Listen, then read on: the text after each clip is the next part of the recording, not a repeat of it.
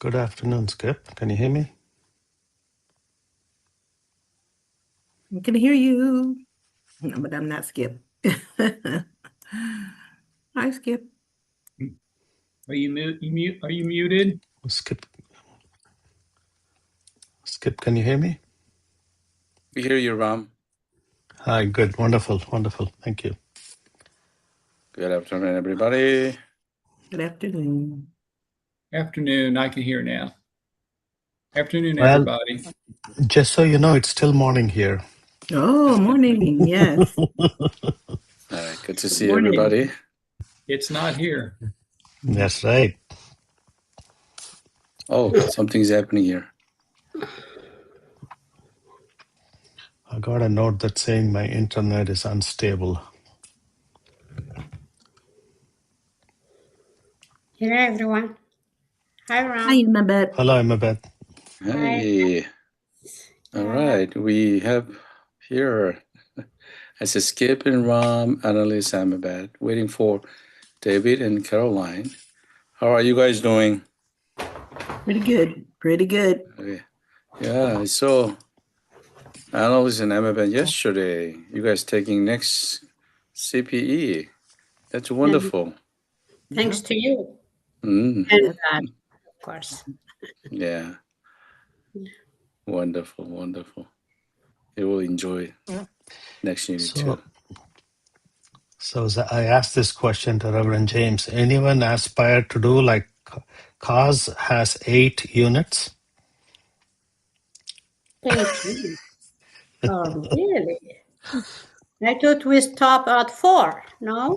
That's what I'm going to do.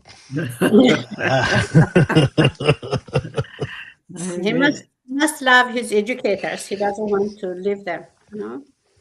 Well, if I'm in my 30s or 40s, my decisions would have been different. Let me put it that way.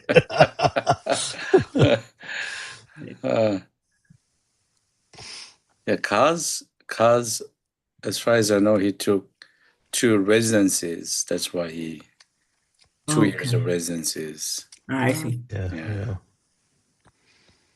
But that's still not easy. Hi, David. Yeah. Hello. Good morning. Good afternoon, everybody. Good morning. Good afternoon. That's right. Okay, waiting for Caroline. Just give her 1 minute. Finally, we have a sunshine day today. Oh, wonderful. Yeah. So now, after sun coming out, getting a little bit warmer, then feeling that, oh, it's too warm. never happy. Everybody says, oh, it's too warm. What? Okay, Caroline here. Okay, that sounds good. We have perfect team here. Okay, let's breathe.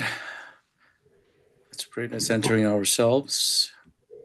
We have officially 2 more before our graduation. So collectively, I'm thinking about what happened to us.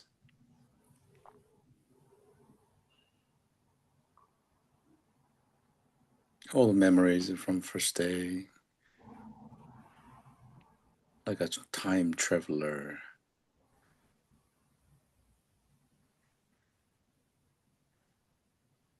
All the joys, pain, grief, excitement, enlightenment, confusion.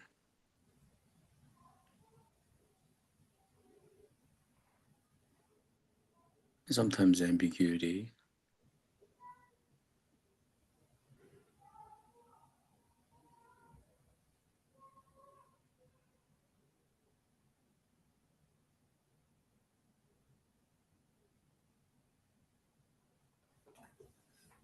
There's nothing we can control outside, but only us.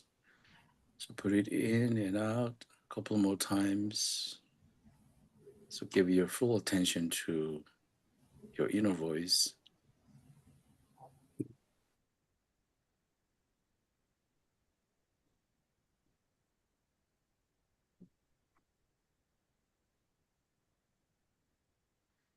I wonder if something is growing in your inside. It's like you planted a seed. It can be curiosity or any different type of feelings or things. We don't reject them, but just watch.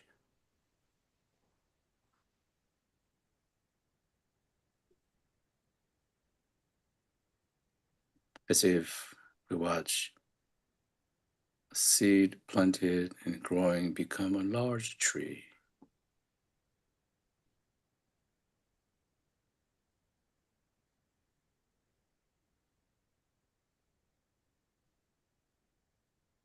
Now, if you possible, connect your body to the earth, your feet on the ground, feeling the vibration. Connect to the earth. It's coming back to your feet, your thighs, your chest, your body, and breathe.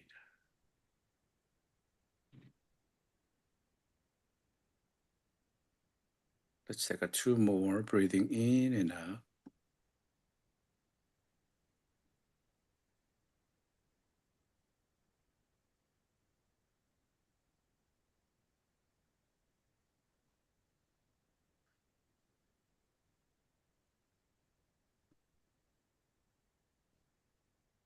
Okay, when you're ready, open your eyes and say to your group, looking at the camera, say, I am here.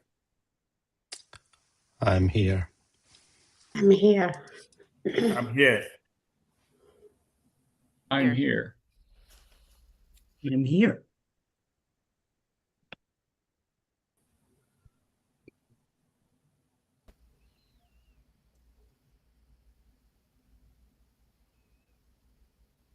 I wonder, everybody said I'm here? Okay.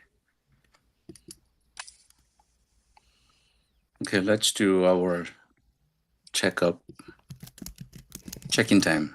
Check-in time. Your story that you want to share, what happened to your clinical site, any thoughts, stories, feelings? Anyone else? I'll start. Yeah, my story is I was able to support the inmates with Holy Week communions and all the parts and dorms I'm responsible for. And that was meaningful. And I followed up with many of them this week. And they felt very grateful in a prison setting they could have that experience. And personally, last weekend I went on a retreat in outside of Bay area called Santa Cruz. There's a particular city called Boulder Creek. And when you go to retreats, the silence and this place has no cell signal, even if you want to. It's a complete digital detox for nearly 2.5 days. That was wonderful. Wow. Thank you. Anyone else? Okay. Nice to hear from your retreat trip.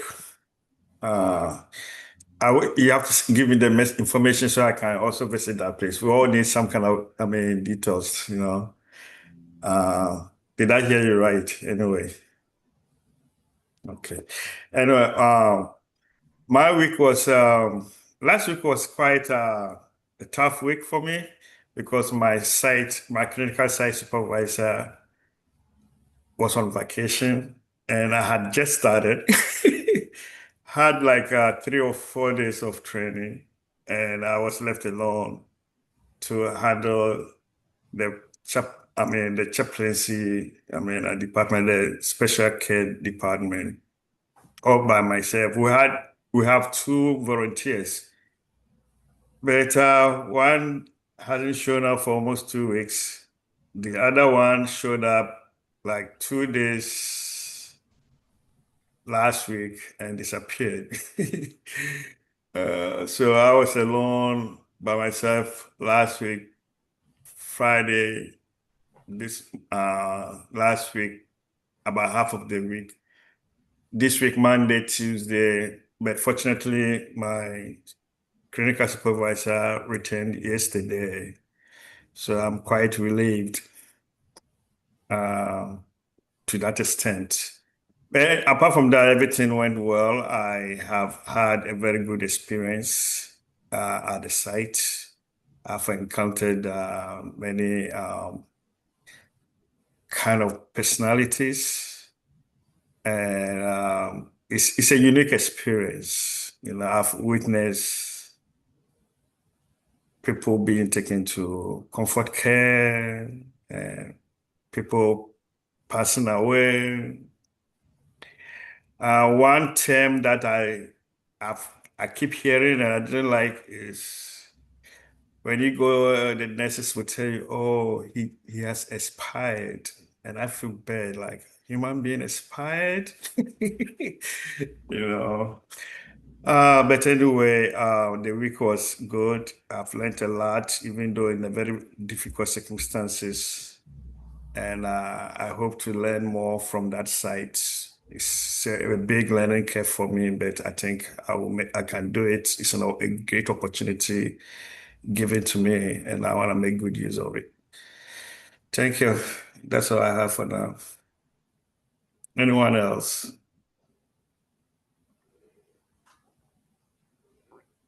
I'll go. Hi, David. I heard you saying you had a different kind of experience where your supervisor or the person who's chaplain there have taken time and you were left alone. Other than that, you have a good experience. Did I hear you right? Yes, you did. Okay. Thank you, everyone, and I'm glad to join you. I look forward to this Thursday class for some reason because you are more engaging, and I feel comfortable being with you guys. As to my experience, I came to Oregon and for 1 week, and I will be back next week. I'm enjoying time with my children, and my checkup is here at my insurance was here, so whenever it is Kaiser, I can do it there. But whenever it is a physical checkup, it takes a lot, blood work, X-ray, and stuff like that. So I have to come here. So that was good, and I'm almost done. Today I will be going to have a bone density test. If you pass 50, well, for women, we have to think about that. So that's why I will be leaving you earlier than the time of the day. And that's it. So anyone else? I can go. Emma, it sounds like you're having a good time in Oregon visiting your kids, and I'm glad you're also able to take care of the health maintenance checkups that and I also hear that you're happy to be here in class today. Though we'll miss you when you have to leave. Does that sound right? Yes, thank you. Thank you, Caroline. Yeah, I'm having a good week.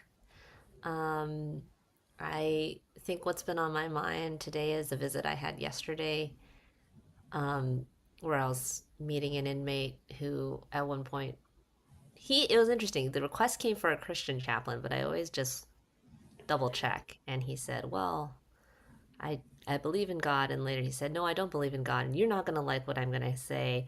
I believe in the devil." And I was like, "That's fine. Like, tell me more about what the devil does for you." And then a few minutes later, "I don't believe in anything. I just believe in me."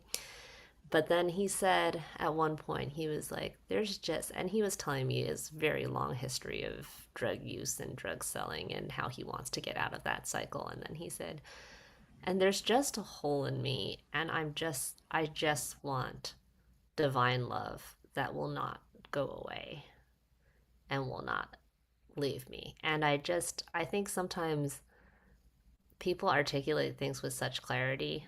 Um, and I'm always just struck by that because it just resonates so much when somebody says something that is like a true need. And I felt very grateful to get to have a conversation where he could name that need.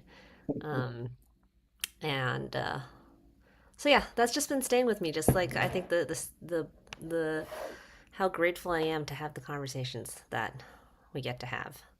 Um, and I'm looking forward to today's class. So, anyone else?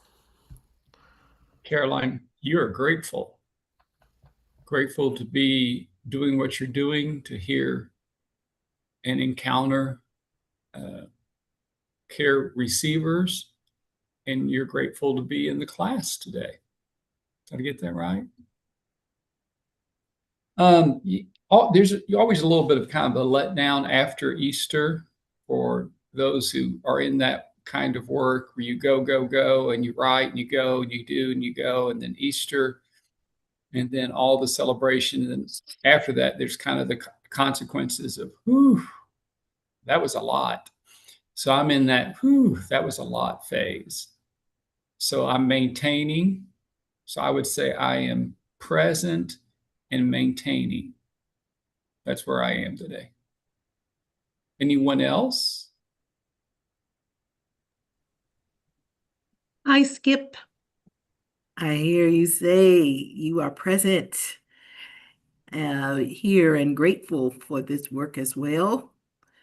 Present and maintaining in this work that we do called chaplaincy. Did I get that right? Yes. Good.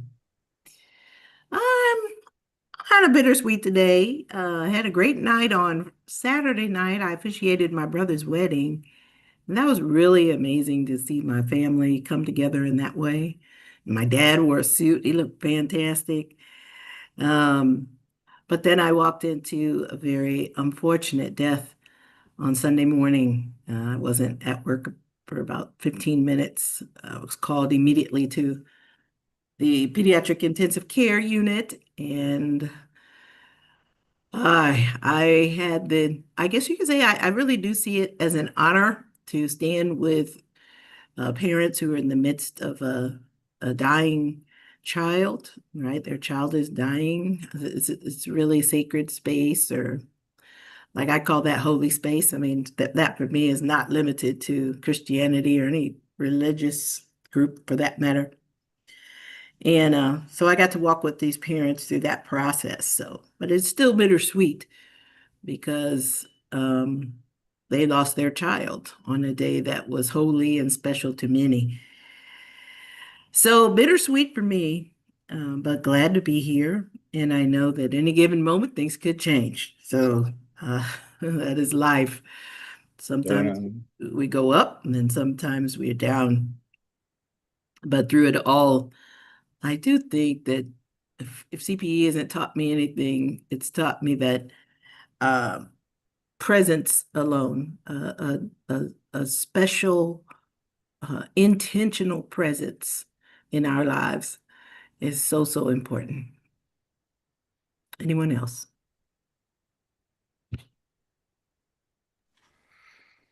Right, to hear all your stories comes with a different stories, different work, feeling. That's amazing.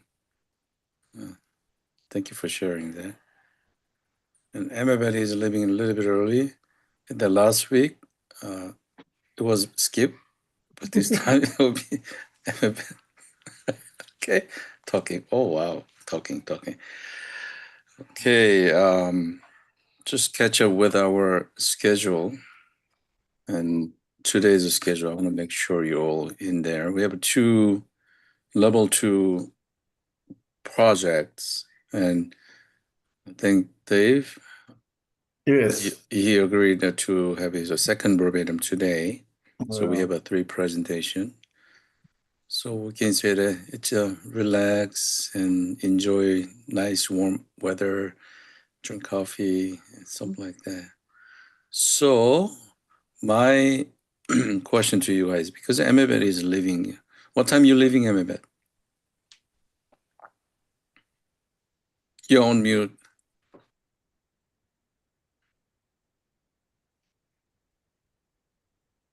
Yeah, in an hour or so. An hour, okay. Yeah, I'm waiting for ride, so it might Okay. take longer. We are out here very Yeah. far from the city. So Yeah, now then turn the mic to David and Ram and Skip, since you guys are presenters today. What do you think? Who wants to first? I can, or whatever the group defers, whoever wants to, but I can. Ram and David, what do you think? I'm okay with Skip leading the way. Okay. David? Yeah, I don't mind. I mean, I'm ready. So Yeah, you ready? Okay. What I do you mean just, by I you just want to ready? get over this. I just want to get over this. Yeah. You just want to get over this. Yeah. All right. Yeah. Just want to share that I may turn off the video on and off. I keep getting the signal your internet is unstable. Your internet or our internet? No, my internet. Your On internet. my end. Yeah. Okay. Yeah. All right. Before Amabet leaves, let's go Skip first then. Skip's final level 2 project, and then rest of the moment we videotape. I will send it to Amabet to watch. So can you do it now, Skip? Then we'll take a break. I am waiting for you to host. So I'm doing, what's my time? Yeah, hour is fine. I think we have a lot of hours. Did you request it, or let me do? I'm host disabled attendee screen sharing. Bad host. I don't know how to do it. Huh? Always click host. Settings. And participants. Chat is okay. Enable waiting room, hiding pictures, advance, share. You can share all participants. There you go. Okay, so I want to share my, so give me a second here. I got to put it up. I'm getting my PowerPoint going. Last time we did this, I couldn't see you. So I need to see you.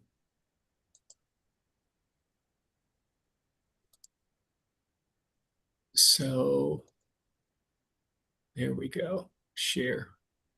So I'm sharing it. Do you all see that? Yes. But I don't see you. it might be on the side. On the side. Did you see it? We are invisible, Skip.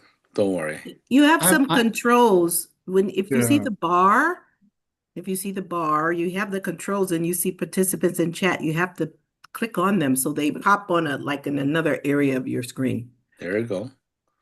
Okay, so yeah, so when you share, okay, you also see a bar that comes up and it lets you open the participants and the chat. It should. So you should be able to, once you hit the share button and everything, but you have this bar that's still left from our class. I'm looking, share. There, and then, but do you see a black bar anywhere on your screen? It's like a little sliver. A little slipper. Yes, and you can move it to Yeah, you where can you move want it. to. Yeah. You don't see it. Goodness. No, it would be outside of it would be outside of the presentation. It would be Yeah, separate. usually on your right hand side. Usually. Probably on your screen somewhere. Yeah. You just see it. You just see a little sliver of it. Oh, good night. So frustrating. Let me try it this way. Take your time. Okay. So now I see you all. So let me try and share it again. Share. Are you sharing the whole just the presentation or the whole screen? Whole screen. Can you see that now? Yeah. Well, not yet. Just it says you've started. So now can you? You have to click into the box that says what to share. Right. Is that Chrome? The share. Chrome like me, you have to say Share. And then you ask, and it's gonna say share what, right? It's gonna give you some options. There you go. Now we can see Is that it. there? Mhm. Yeah. Okay. Okay, we'll go with that. Do you see So that? can you see us? Yes. I Can you can't, see but us? I cannot, but I won't worry about it Okay. because I don't want to take We'll shout out to you, Skip. shout out loud. So figure that out by the end of the class, probably by May 7th. I feel like I'm speaking for an audience that you can't see, you know, like there's a bright light. So my level 2 project is presenting spiritual care with queer individuals. I had 3 primary resources: Jesus, the Bible, and homosexuality, a guide to improving safety and pastoral care with LGBTQA plus people from a study in Australia, and then a very helpful article from Psychology Today. So I have a PowerPoint of it's a thinner version of my documents that I can share with each of you. So this is this is a quote that was lifted out of the Psychology Today article, which was written by Dr. Robert, medical doctor Gitzman. And you see it: if God is perfect, why am I in the wrong body? A transgender patient recently asked a hospital chaplain I know. It was late one Saturday night, and the chaplain was unsure how to respond. The patient had been raised Catholic and still had strong religious beliefs, but now felt anguish. A powerful quote from someone who was dealing with so many important issues. By way of introduction, 2 to 3 times more likely queer people are likely to have depression than the average population. They're high risk and in need of spiritual care. However, there can be the assumption that queer people are not spiritual, but there's only a couple percentage points difference. Spirituality is important to those individuals.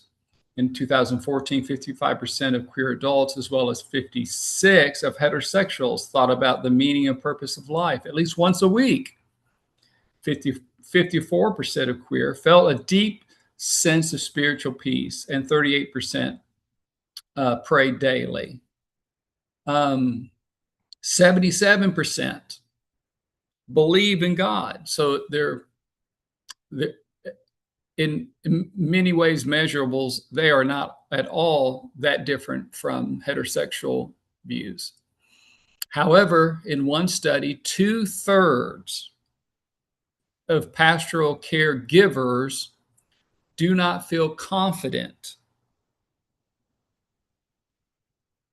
taking care of LGBTQ individuals. 2/3 do not feel confident.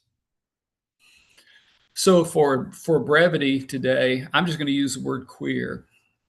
For those of us who are older, that you might remember that being a derogatory term. We had a game we'd play at recess that used that word that was derogatory. However, recently, not too long ago, it's an acceptable term that is inclusive to all people in some spectrum of sexuality. So I'm just going to use the word queer because you get tired of all the alphabets. So I'm just going to use the word queer. Just recently, just weeks ago, the Supreme Court ruled that a Colorado conversion therapy case was upheld. and conversion therapy goes against every documentation of social psychological theories and practice and research. However, in Pennsylvania, we see the state house codified marriage equality in their constitution that goes now to the state senate. So to me, those two headlines kind of tell the push and the pull, restraining forces, positive forces, and that pretty much the bipolar experience in our country right now about these issues. So a word I'm going to try and show if the gods are with me. Can you see this? Do you see this from ACPE? Yes. Can you hear this? No, we don't No. hear anything. Oh, we're still on your slide. Okay, I'm not worried about that. We'll just skip it. So that was a nice introduction from by a way of ACPE, from a president of Baylor Hospital Systems talking about the importance of inclusivity in spiritual care. It's only a 1.5-minute video, but it just talked about how ACPE is the standard of clinical preparedness for spiritual care. So my working theory, everyone see the screen? Which is screen? Yeah. Okay. So my working theory and my own theology is that same-sex couples who enter into a monogamous relationship and or marriage with the recognition of God in their lives and in their marriage receive full acceptance in the church and church leadership. So that's my working theology of queerness. Maybe different from yours, but this is just my journey. But that's so much, especially in the Christian circles, when you talk about queerness, they use all kinds of straw men and women about hedonism and all of that. Basically, the same rules apply to heterosexual as is to same-sex couples and marriage in much of what the Bible teaches. So my main text was this book, which was well-documented research in queer communities. However, I didn't do everything. All my material is not brought from this because this is Christian. So I want to be more inclusive because then that is not everyone's value expressed system in our unit. So to talk some about why I found his book so meaningful, is Jack Rogers is conservative.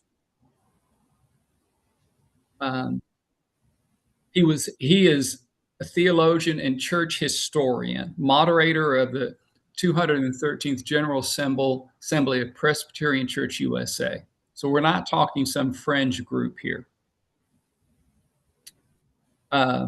He moved as in his words, from a silent spectator to actively working for change in his denomination. No one in his immediate family is gay or queer. So he really comes from a perspective of what is this issue speak to for the church?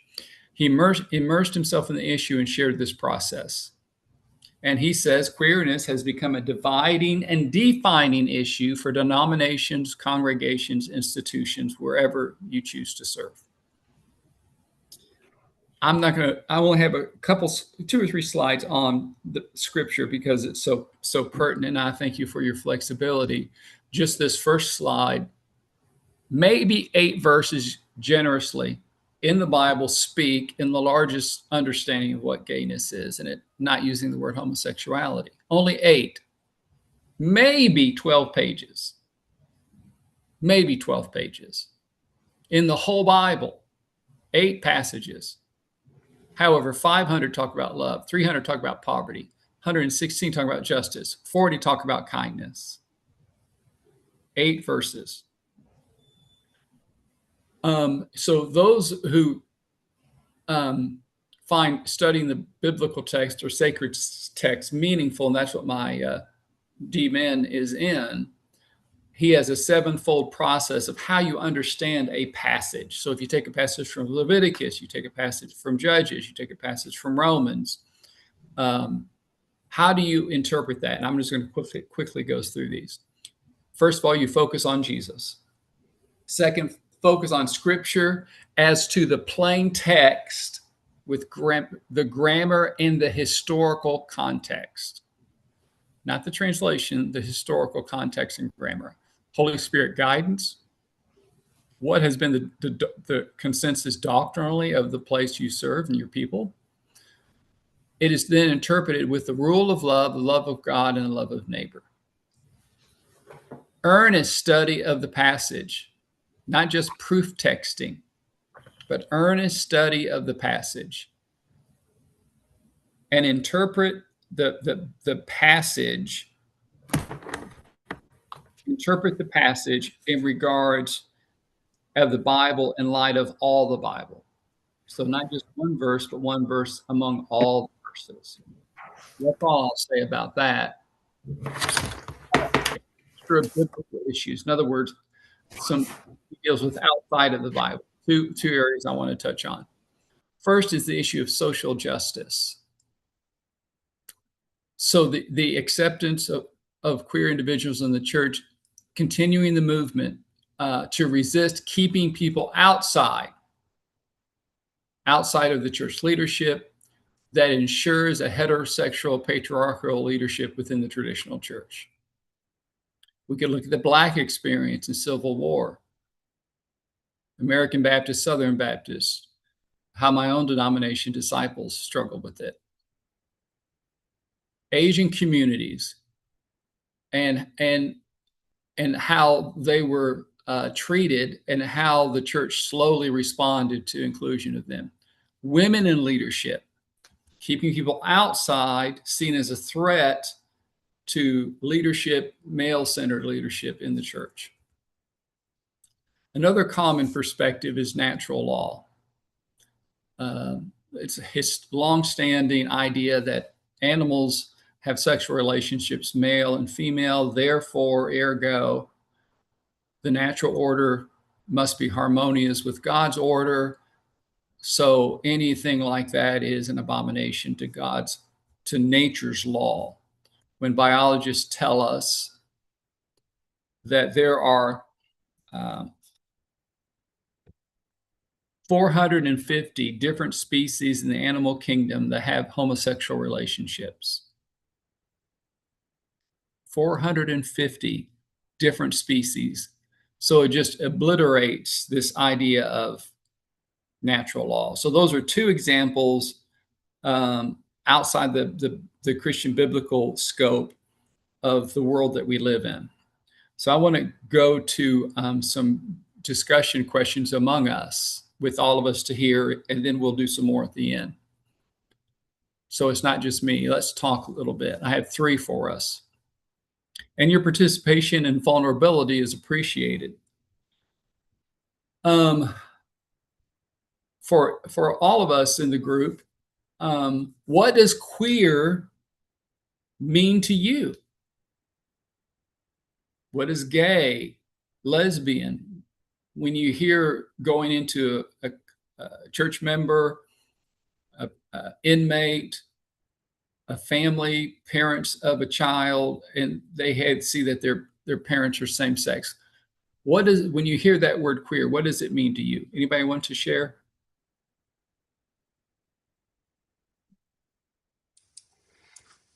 Thank you, Skip.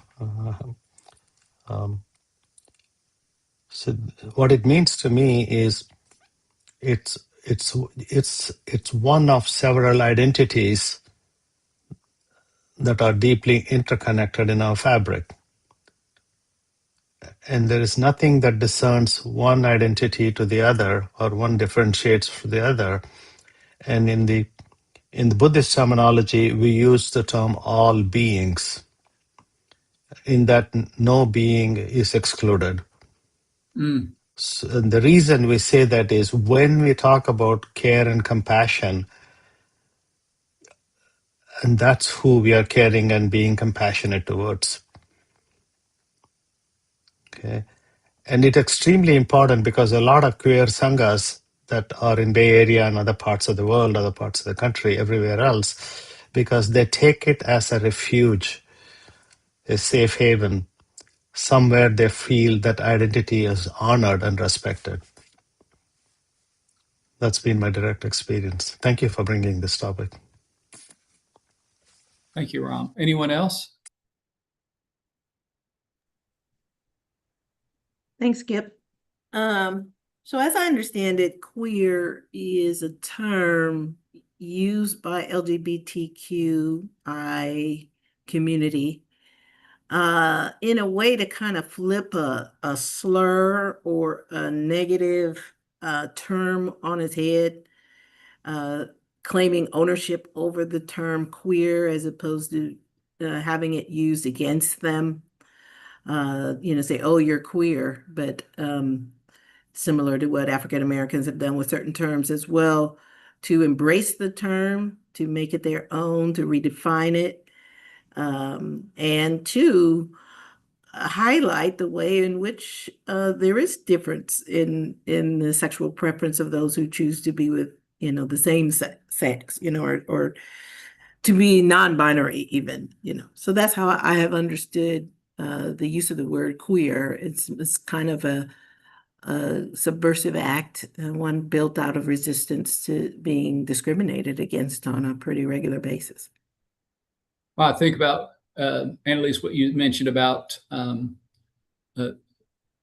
transgender and how they're some of the first to protest, some of the first to, and I think the use of queer may have come out of that community to say, no, we're taking what you use an insult and we're going to put it back toward you. Yeah, we are queer.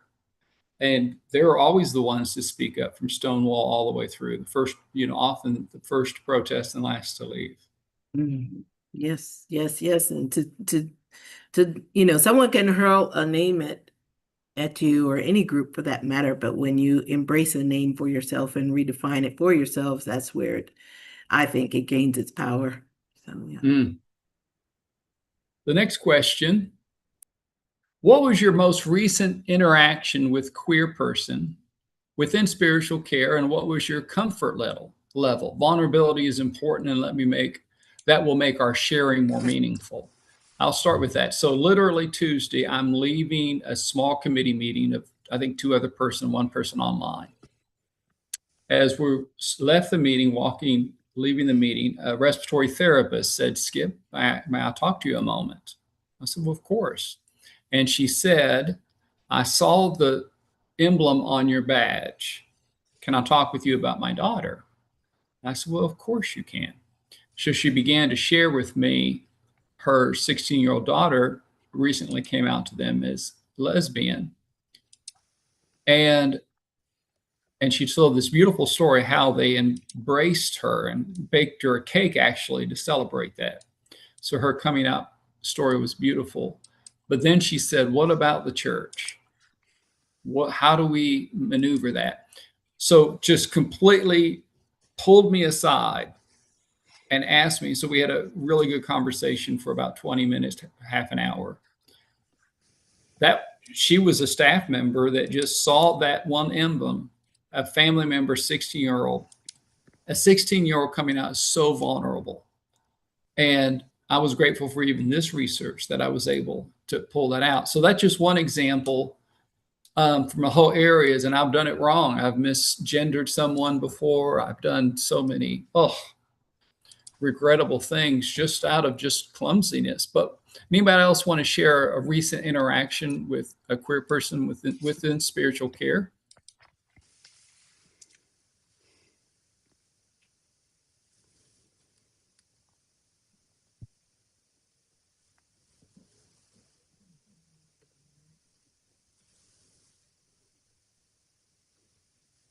Well, hi, it's me again, Skip.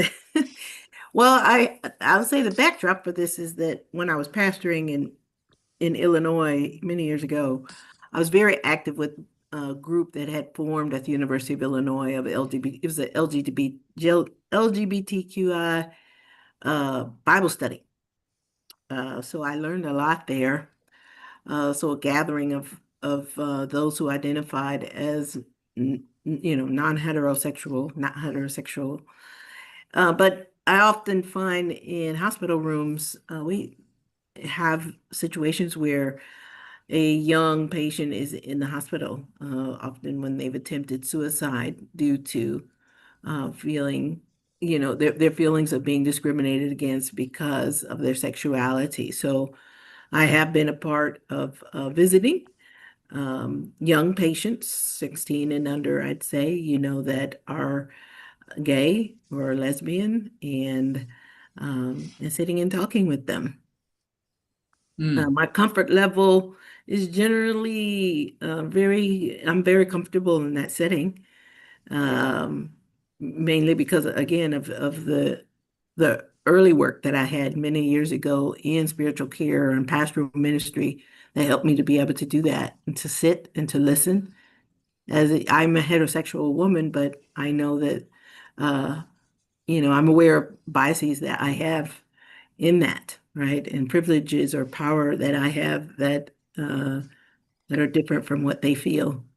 So I've learned to listen, learned to be of support, and also reaffirming their humanity. So today I see it in the hospital room. Yesterday I used to see it in the church because this was actually a group that I was active with, and I became a member of that group, and we often did lots of things, go out to eat, or certainly have Bible study, have discussion. So, and my own aunt, I must say, I have an aunt who died of cirrhosis of the liver, but she was also lesbian. So this issue is very important to me because I see a strong connection between health and of course religion or spirituality and a person's overall lifespan, and their sense of identity. Wonderful. Thank you. Anybody else want to share? Yeah, I'll go. Yes. Okay, go ahead. Oh, sorry, David, go ahead, Dave. Sorry. Okay. So I mean, my interaction with Q person or persons, it's not very recent though, but I've had friends both in Italy and also here who are in that community, LBGT. And when I was at NYU, we have classmates who were Q, and I've always felt comfortable within their environment. I've never had problem. I've gone out with them to drink, eat together.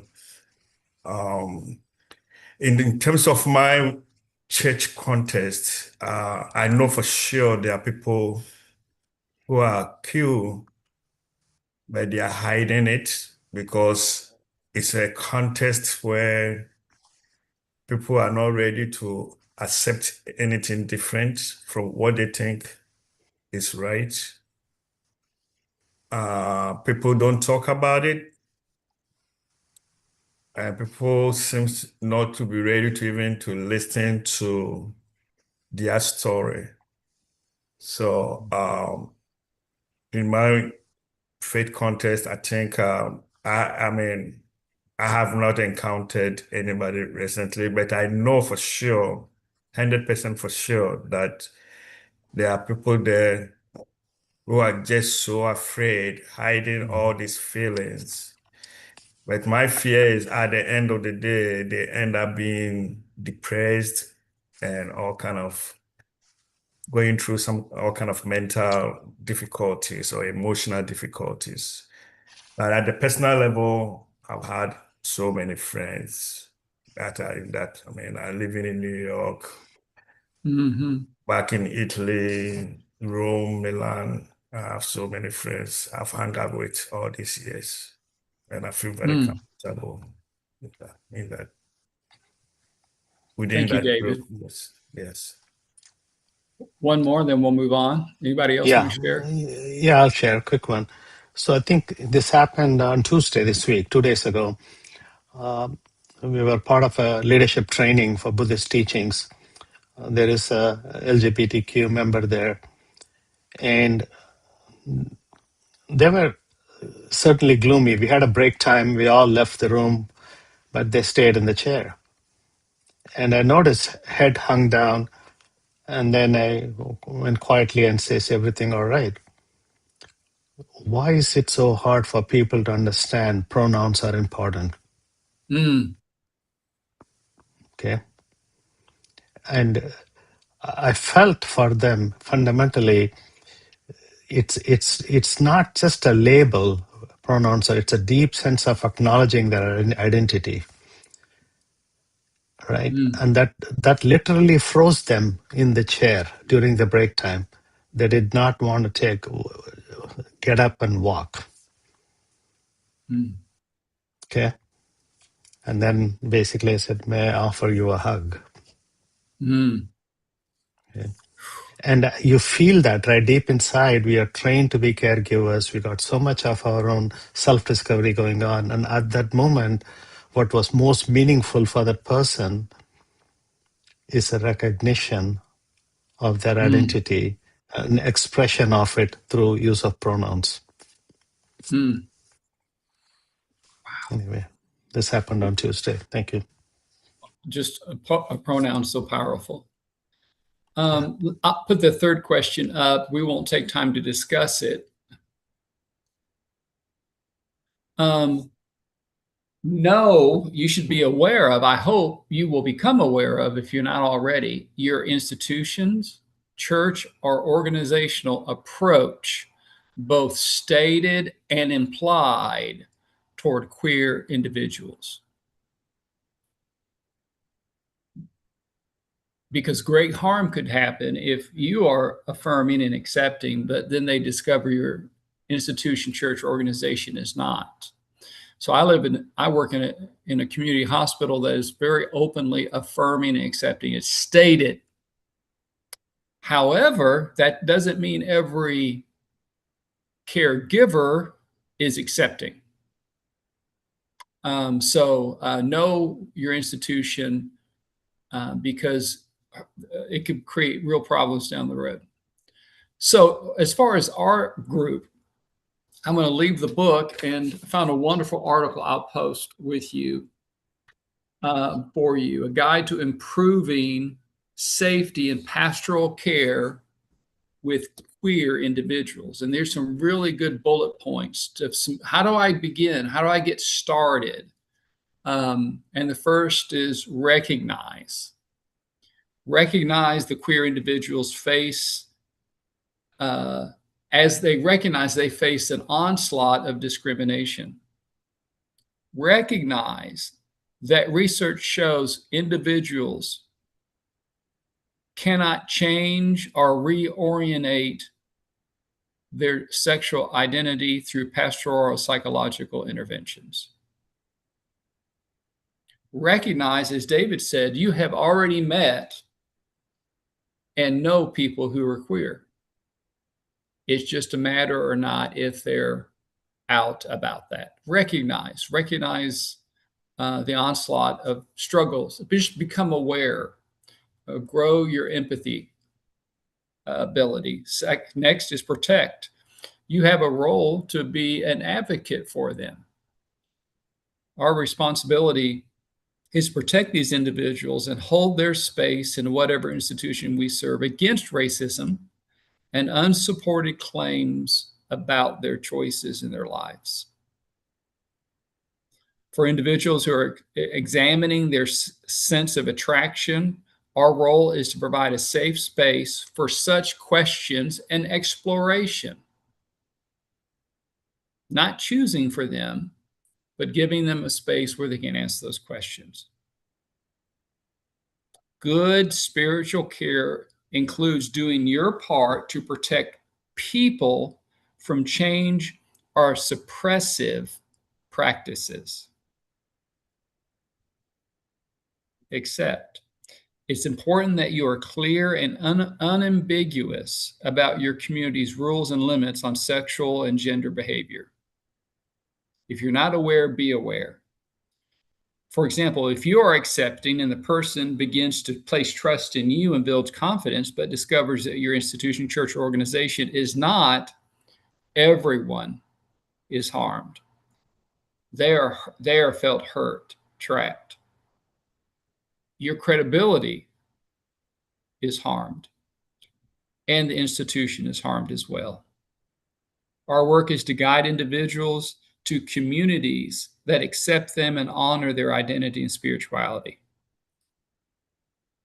For example, having a list of open and affirming churches, meetings, practices, and organizations. Like in town here, we have a Rainbow Chamber of Commerce. Explore. Sometimes people have uncertain feelings about their gender or sexual attractions. They're discovering it. They may seek spiritual care support to explore their faith into relation to such feelings when they emerge. Support their exploration without predetermining any particular outcome of who they are. Avoid biases to either push them to some identity to come out or to help them resist coming out. Let them explore. Just because someone comes to us and they may think they may be gay, perhaps they're not, but let's give them a space to explore that. Providing safe spiritual care to support a person who is questioning their sexuality. And there are few places they can go to ask genuine questions, and a chaplain spiritual care provider is a perfect scenario for that, because you may or may not be connected with their church. Next is support. The histories of trauma and bringing trauma-informed care. Queer persons who have experienced trauma in some form. And it's fair to say that someone who's queer before you has experienced trauma from society, from family, from communities of faith, even self-inflicted beliefs about themselves. They come where we need to embrace. So spiritual care must utilize skills to relate those individuals who've experienced trauma. Social relationships. Often people who are queer are isolated and are vulnerable to unsafe environments. And the ability to refer. If this is a difficult issue for you and you're not sure where you are, then refer. Queer individuals would benefit from other professionals, counselors and therapists, physicians who are more experienced with queer individuals. Even if you are supportive, you enlarge their capacity of support by not only meeting with them, but also referring them to others. And then you see this web grow of support for them. Reflect. This is the last one. Spiritual care with queer individuals can provide you with a valuable opportunity to reflect on your community's spiritual care practices. You can go back and ask and talk about your institution. Like the author, you can be the one to begin to question and to ask those early questions about why are we doing what we do? Who are these people and what we hold as values?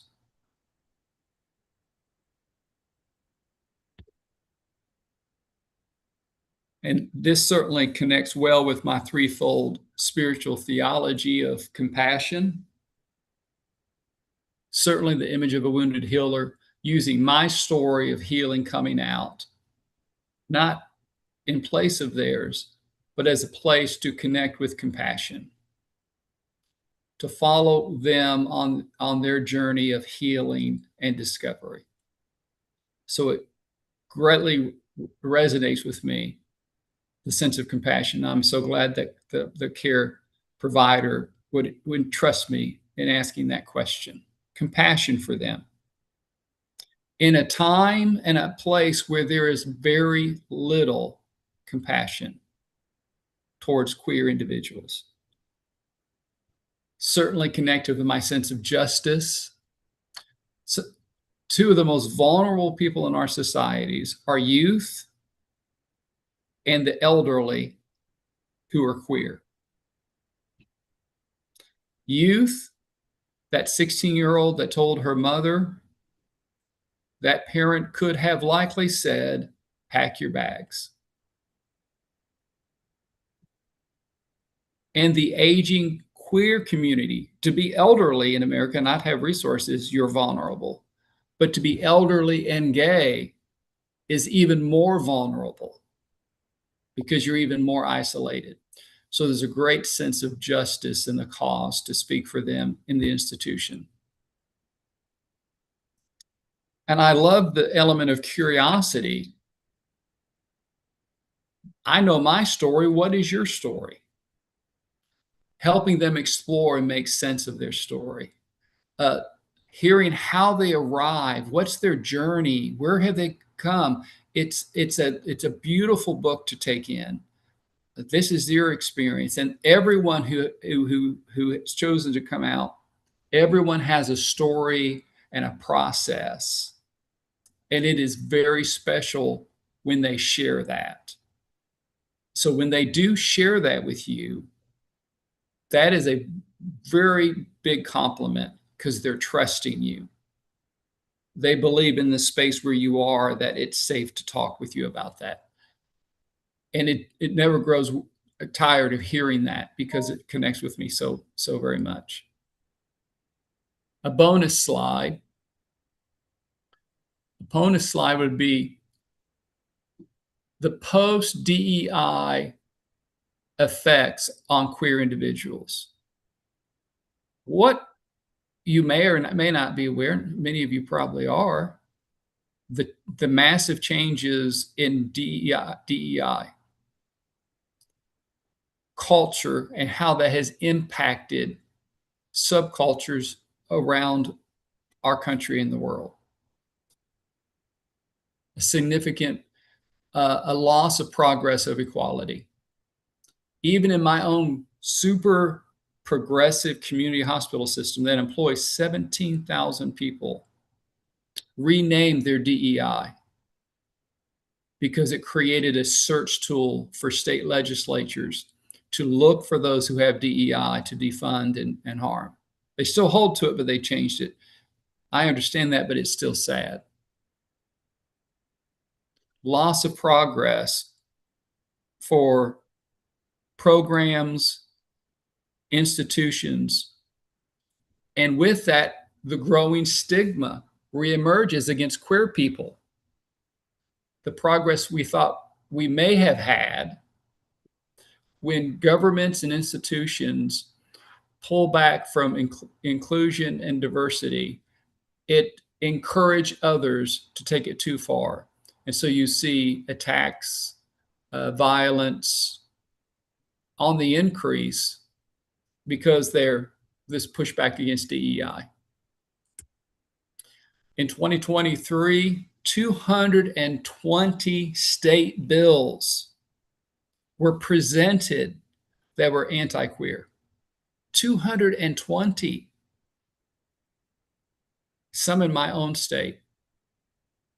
Thankfully, many of them were defeated. They didn't come out of committee. They didn't get both houses approved.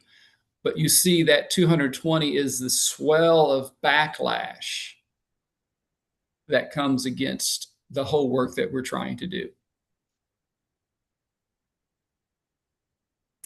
And this is perhaps, for me, one of the most important points. Knowing that queer individuals who have felt judged or rejected by the church,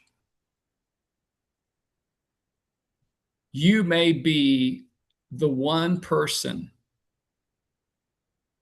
and maybe one of their last contacts to put these two things together, their queerness and their search for God and faith, in whatever expression that would be. Because of the rejection of queer people by many mainline churches, institutions, you and myself may be their only contact. Their only contact in a hospital or institutional setting. So for me, that raises the stakes of how precious that is. How many times will they even get sick and see a chaplain or or go somewhere, and how important that is, that encounter, for wherever you may be with that. Let me pause there and bring it back around. I'll post my 3 resources and open up for some questions, comments, and Q&A. Hey, group. This is really profounding. Hear from skips your heart. So I have a thought, keep saying, say it, not say it, but I'm going to say it. Because of this, I left my denomination. It was just so painful. And I've been in my denomination for 20 years. And serving these churches, not my denomination, but I came to this church. So what I thought is, what you said, the last man standing, one person just standing up. I think we spiritual care providers should have a spiritual care philosophy. And I acted on, I didn't say go out and protect, but I acted, live out based on my belief in living human document. We're all human beings, no matter what. So I decided to leave my denomination, but it was so painful. So I see your pain, and I'm enjoying you with my pain. It was a tearful, painful moment, but glad that you present this one, making us think. So based on that, you should share what's is a driving force, really touching us. Can you do that, everybody? What really touches you, and based on Skip's presentation, it really touched me. And then I felt, yeah, I did right. I did right. I left my denomination with my tear.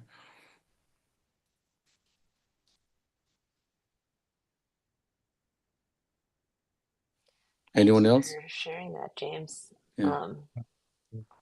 I think one of the things that really jumped out to me, Skip, is the difference between stated and implied um, positions of institutions, and that's something I've been thinking a lot about with my church, and um, struggling with. I think there is a stated welcome, or that the leadership would state welcome, but then when it's not upfront, there is an implied unwelcome, and how one confronts that and works with that. So that was something that I was really, it resonated for me. So thank you for your presentation. Can I ask a question, James, or do you want us to stick on this? Yeah, just do it. Yeah. Yeah, I think the other thing that in your bullet points talking about the role of, I can't remember what the first, sorry, I didn't take notes, Skip. But sort of this recognition and also protection. And something I've heard before is like there's a lot of power in recognizing people's pronouns, like as Ram has brought up. But I've also been told before, like sometimes that can be a tricky thing if you publicly ask about pronouns in a group setting and somebody's not ready to publicly share their identity, that can cause them anguish because then they're choosing to lie basically, or and I'm curious about your thoughts about specifically that, but also just that tension, right? Where if somebody's not ready to self-identify to you, how do you create a space that is open to that so that they know they can be themselves, but also not pushing somebody to share something that they don't want to share? That's a great question. And I think your intuition and your instinct of what your encounter with them and how you interpret their verbal and nonverbals, how you interpret the room, whether it's one-on-one or with a group. If one-on-one, I would be more free to ask, what's your preferred pronouns? But in a group setting, you want to be aware of, by asking that, how's the room? How's the room interpreting that? How would that person be? But it also, you're showing the sensitivity and asking, and it's their story to tell. Male, he or him. If they choose not to identify, that's their choice, but you're still giving them the agency to select their pronouns. But even asking that questions in sunroom is problematic. So know your setting. I wonder if others have comments, Sue. Great question. Yeah, hello, Skip. Thank you for the great presentation. Your presentation actually resonated with me, and I think with a lot of African Americans who have gone through this kind of discrimination for centuries. It's a shame, though, that at this moment in history, we are still struggling with violence. And I call it violence. It seems to me that there's a system that is always finding a way to perpetrate violence against a group of people. So one day is going to be African Americans. The next day is going to be another people. They label them as queer or whatever. The next day is Asian. The next day it's just a way of perpetrating violence against minorities in a community.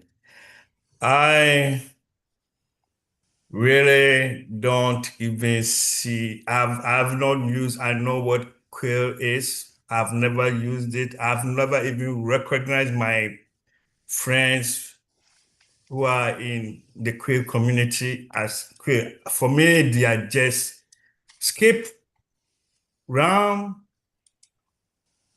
Caroline, just like that. That's what I see people. And I always see people from their hearts, not from their physical appearances.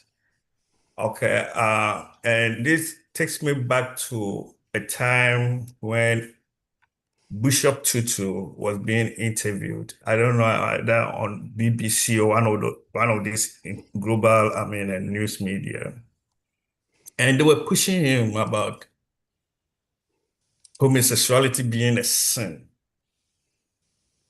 and he told them, "Who am I to judge?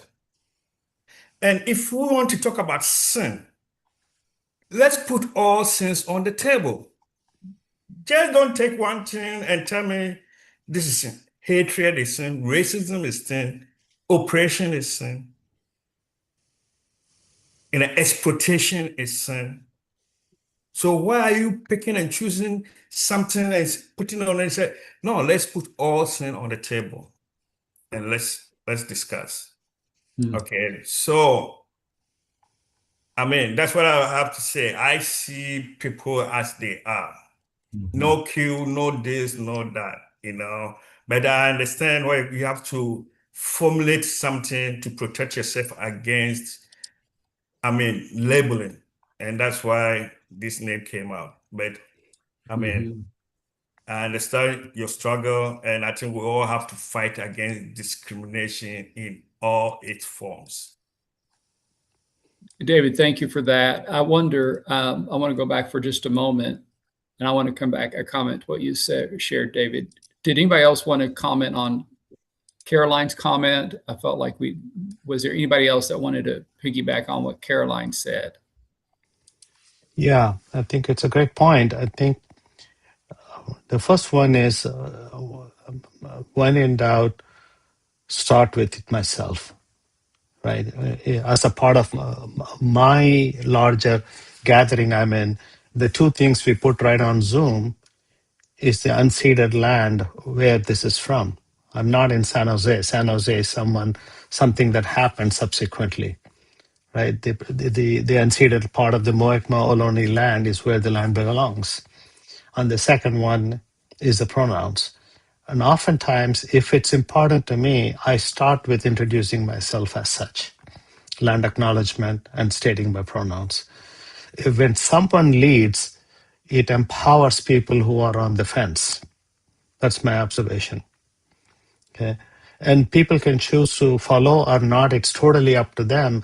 But what I've noticed is, particularly people who are sensitive to that, they get a lung full of air when they see someone taking a precedence, because they are in somewhat of a frozen state at that moment.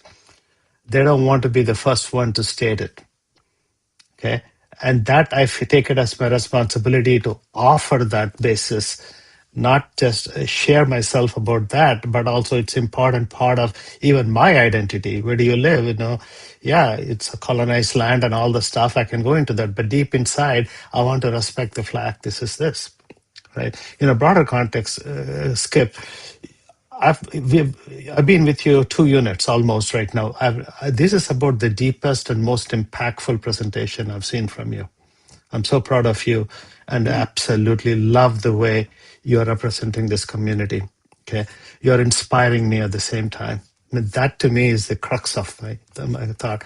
And the second is my presentation will follow. There is some similarities to what you're presenting, right? We humans are very good at subdividing ourselves. And in all of subdivision, there's a common negative energy called dislike or hatred. If that is not there, there's no absolute reason for subdivisions to take place. Right? That's how I see this. And I often tell people, although I am deeply committed to Buddhist path and Buddhist teachings, I prefer to call myself my religion is caring, but I'm on the Buddhist path for my day-to-day pursuit. It changes my way I can open my hands up and welcome and hug all people, right? I want to not to have an identity, but in the society I want to really add religion as a part of my identity, because people expect that. What's your faith is a common question we get asked. I feel sometimes in my mind, isn't that irrelevant is the first question. The first thought comes to my mind. And the next question is, okay, let me go along with what this person is asking. Anyway, I just put it out there. Thank you. Time boundary, we are almost approaching on 1 hour. Just want to give you maybe 6 more minutes. Were there any more comments for what Caroline's question about do you ask pronouns or not? And David, I appreciate your sincere sharing, your heart. You treat everyone the same. I think it's not just saying I love everybody, but it's the recognition that that person who is queer is on a different journey that has a cost to be queer. And when I don't think that's in your heart. If I say I just love everybody, well, that may be true, but it's about putting yourself in their experience, recognizing that there is a cost for them to do who they are. And I think it's that next step in addition, just as observation. And I think you're, David, I agree. Violence is never the answer with anything. Others? Yeah. Thank you, Skip. You shared a very detailed, very teaching document. And thank you for that. I learned a lot, for sure. One of the things that you touched my heart is by saying that, these people, we are chaplain who give care, and they need us. So I don't know where you mentioned that, but is that where they are open, So we are like Christ's ambassador, as he is open for everyone. He died for everyone, right? So you go into a hospital setting or wherever, in my case in church, the first thing you should see is a person as a human document, not his affiliation with somebody. So the second thing is, if a person says, I have that experience from my therapy session, we were sent to give counseling to those people in a different environment. It's in a city, but they have a gathering. So I had that experience. Why would I blame somebody if I don't want to blame myself? Nobody wants, I don't want to be blamed, so I don't want to blame anybody. It's a human being who has a right to believe in whatever belief he wants to. So my part as a chaplain is to care. And I'm glad you are in the right position to be advocate for those, and you are encouraging us to be one. Thank you. Hey, Skip, how is this to you? I agree with Ram. This is really, for me, very emotional moment for me, about an hour, and very touch and very powerful knowing your theology. But I wonder, how was this process presenting to us?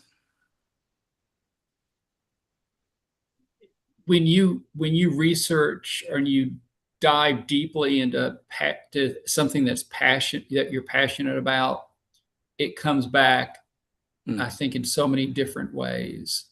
You become more informed, more self-aware. You relive your journey, and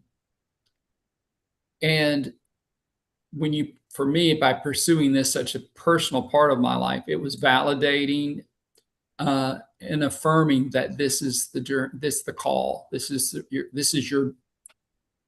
what you will do, and to share that with people that I love and trust, especially to feel safe where I can do that and not have to hold back, even though we may have different perspectives. That's a real affirmation of this group, that I didn't feel like I had to watch my verbiage and be aware. And that was, and I thank each of you for that. That was a gift that you gave. I'm also wondering, maybe that's only my feeling. I became very emotional today, very emotional. And maybe I'm just thinking that, were you emotional, Skip, when you were grieving, kind of grieving? Yes. However, there was a sense of more justice and empowerment to speak on the behalf of these. It's a great responsibility to speak for queer people. I mean, who's qualified to speak for any class. And when you do that, I felt a sense of responsibility. It wasn't as emotional that I shared my story like before. To me, I felt the weight of get it right. Represent well. So I felt that more, the emotional weight of that, of the burden, of the pain. If I was emotional, I was emotional thinking about those that are rejected, that are kicked out of their house, that homeless, have to go to sex trafficking, drug use, higher rates of depression, higher rates of suicide. I was emotional when I thought about them, and safe to you all know my story, so it was emotional in a different way to answer that question. Yeah, I feel that. Maybe that's why. Yeah, it was a very emotional presentation that I ever watched. It's very powerful, very meaningful, and hoping that we all get something out of his presentation. As your educator, I think this is a great moment that we can think of what is our spiritual care philosophy. And then the second question, do we really live out? Do we really live out? Or we just say it? There are a lot of chaplains out there disagree. That's your own decision. It's okay. I mean, back to Caroline, it's him or he, or it's their decision. So we need a boundary too.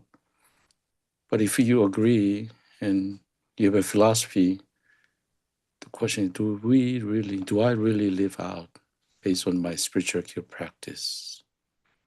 Which means it's genuine to me, actually, genuine to you. No matter what, you agree, disagree, genuine to you. That's a boundary. And a mutual respect too. Prison, I don't know, Caroline and Ram, you have a lot of LGBTQ. I have 300 sex offenders in New York State setting. We have a lot. the boundary for me is when I shake with them, sometimes they express their love to me. Oh, Reverend Key, it's great to meet you. Then I set a boundary. So glad you express your love for me, but I don't like you touching my hand like that. So the boundary is also important for me, although I respect this community. So that is mutual respect. We need to, yeah. Let's take a 10-minute break. Let's come back with a refreshed mind. See you guys later. Nick, See you later. thank you.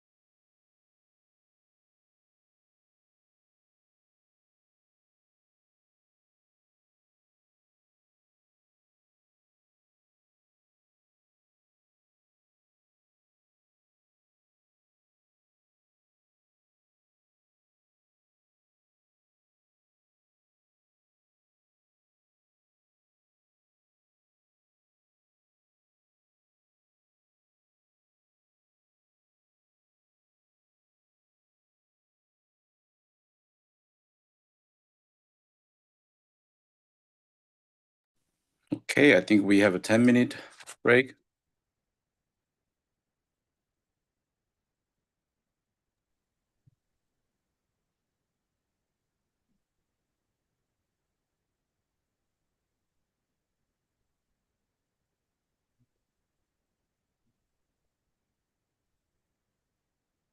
A lot to think.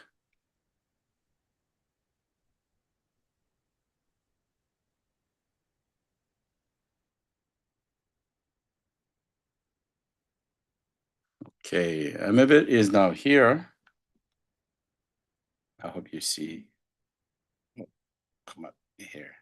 She's sitting with us. She's not physically with us, but I'm sure her spirit is with us, wondering about what's happening. Okay. I need to settle down. It was very powerful. Okay, let's do Ram. You have about an hour. You're on mute, Ram. Yes, I am trying to share my screen.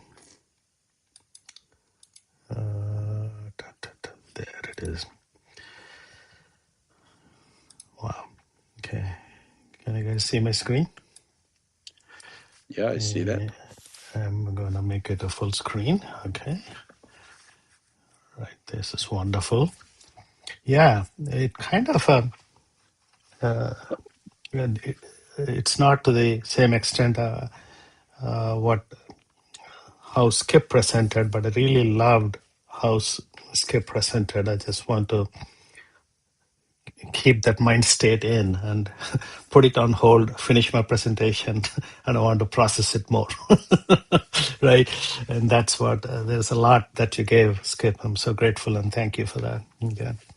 So what I decided to focus on, this has been weighing on me over the last 3-4 years, right? There is my problem statement is there is the true definition of the word ignorance is not knowing what we don't know.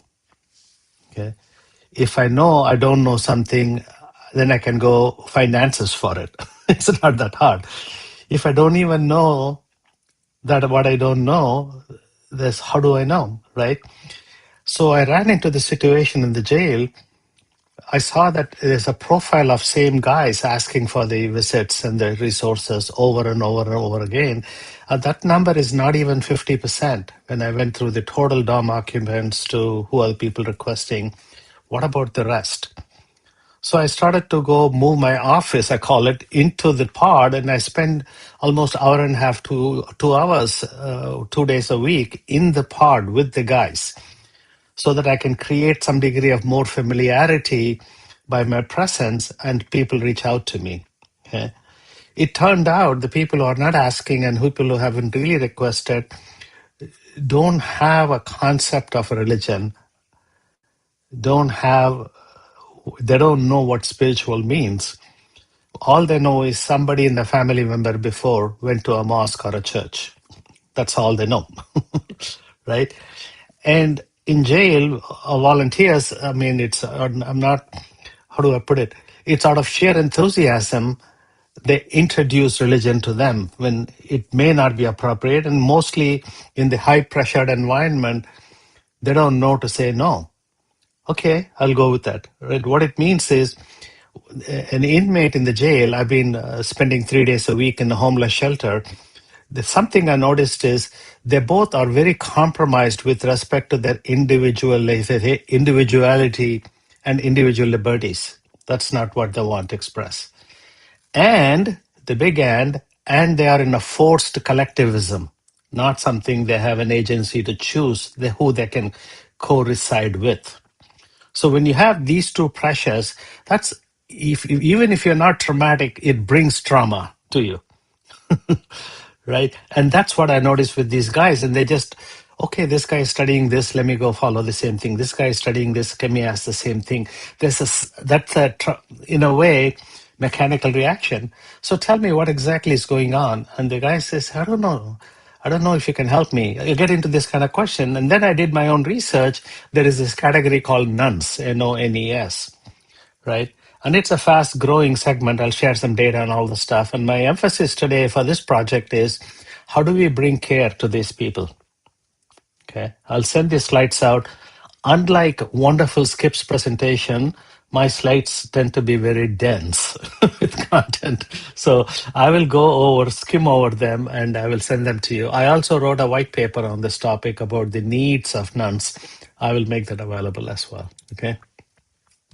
So who are nuns, right?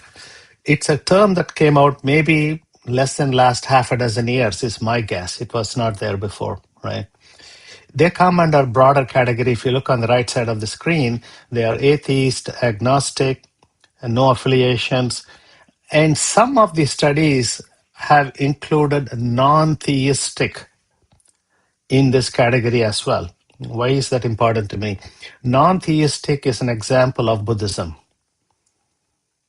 Okay, that's why we don't use the word theology, we use the word dharmology in our discussion. Okay, so I'm not explicitly including non-theistic, but I'm covering the rest of the groups here for this discussion. Okay, and the spiritual care as we are signing up to is beyond the religion, right? We are trying to really support them in their own spiritual process, whatever it may be, and it has its own set of skills, rituals, and approaches. Okay, who are nuns? Almost 30% and growing number of adults are unaffiliated, according to Pew Research and the census. Okay, and this is the fastest growing category by far. It's really growing. And young adults in particular, 18 to 29, is heavily skewed towards unaffiliated or falling into nuns category. Right? This number doesn't include I don't care people. These people are essentially, I want to find a purpose, but I don't like organized religion in a broad sense. Okay, I'll go into what their barriers are in a second, right? Even if they have a limited exposure to religion or no exposure to religion, they form their beliefs based on where they see their reality through their lens, right? And they are very heavily, especially the 18 to 29 group, seek authenticity over tradition. Oftentimes you hear the sense, that makes no sense, right? And it's an important thing. And in my household, my wife, we are all brought up as Hindus. My wife strongly resists Hindus or any organized religion. Her main reason is it's all bunch of men created all these rules. I don't want to be any part of it. That's the standard answer, right? And men only, in Hinduism particularly, only men can do these rituals. Women can do these rituals. So there's a lot of this stuff. And she basically finds this is a patriarchy that manifests in the name of religion, and she's deeply aversive to that. Gradually she's become tolerant to religion, and I asked her, why? You're not practicing, you're not reading. And the biggest compliment I got is, I see you becoming a better person. Something must be working right. Right? That's all. But the thing is, in our day-to-day job, we are a chaplain, we support an inmate or a patient. In the context is a religion or a faith. Assume majority of the time that happens. But here, we don't have that. But doesn't mean it's empty. It's open. There's a big difference between open and being empty. I'll tell you this, Skip, please take it with a grain of salt. It's almost like in the 80s when I came to this country, the word gay and lesbian didn't have any positive connotation with the AIDS epidemic and all this stuff.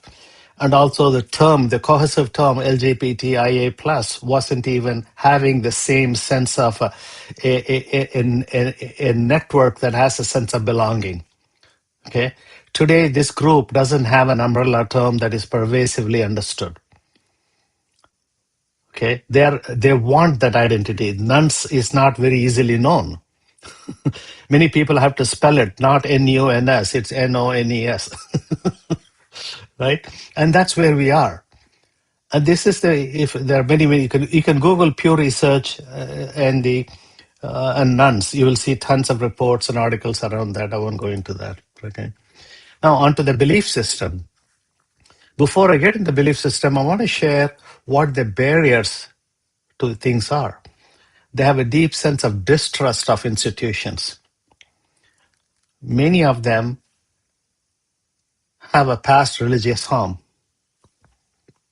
They view religion as judgmental, and they view it's irrelevant for their lives, and they're even skeptical and cynical. On Wednesday afternoons, in one of the homeless shelters, I support both in a group one-on-ones and meditation class over a 2.5 hour period with about 8 to 12 women who are battered or receiving end of the domestic violence.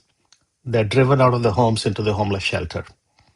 Okay, and you hear from them some of these terms. None of them are religious, or they've been with religion, but they got the bad end out of it. This religious guy did this to me. This religious guy did. You just have a bad taste because when I first joined them, I first asked their administration, are they okay with a guy, meeting with a guy coming and meeting with them? There is a gender issue here. I want to make sure I have a full permission and consent, and they have a chance to reflect and allow that to settle before they can let me in. Right. And the second aspect, what I learned very clearly from them is the word chaplain threw a very strong religious term for them in their minds that they didn't like. And ultimately, they like the word counselor. It's much better than a word chaplain. The antibodies for the word chaplain is very strong for that community. Okay. Now, what do they believe? The nuns, right?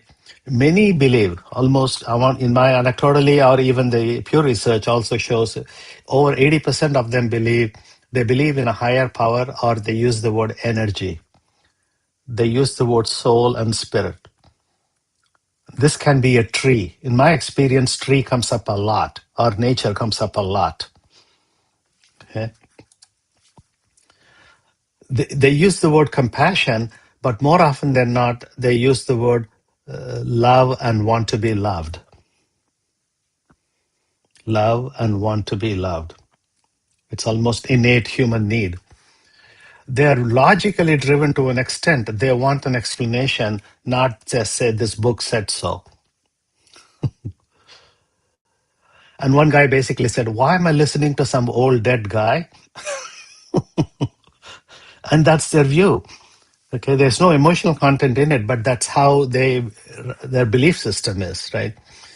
And over half, I would put the number even higher, they think spirituality matters. So their core spiritual beliefs, if I summarize them, there's meaning and purpose, although these are not the exact terms they use. They basically, it should mean something, right? My life should mean something, right? I don't want to be just nobody. And they feel every time they engage in this conversation with someone, it's suffering, it's painful for them. Even in jail, when I don't have, all these Bible study guides come and yell at me, how can you not believe in God? You're going to rot in hell. They just go after these guys.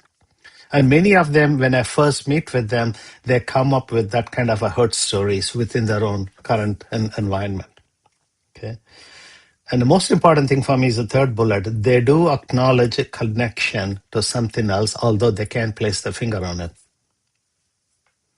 And they prefer being fairness, or I use the term ethical grounding, without having to. See, it doesn't take. The one guy basically said, no one need to teach me. I need to be nice to others. Right? Isn't that why we all exist? And innately, the growing number, that 50% bottom one in the middle column, is they have an inner commitment to grow. Right? This is a belief system. So their spiritual support needs, I'll quickly go through the list. We'll touch on all of them through the presentation. Their support needs are meaning without dogma. That comes up, right? Oops, what did I do? I'll build this up. I don't know why this is building. I'll make it quick. A need for inner stability amid anxiety. And the third one is extremely important. They don't want to read and infer or they don't want to have any beliefs or believe, what does that experience feel like? And this is where I emphasize they want to feel the love and feel loved in terms of something larger than life.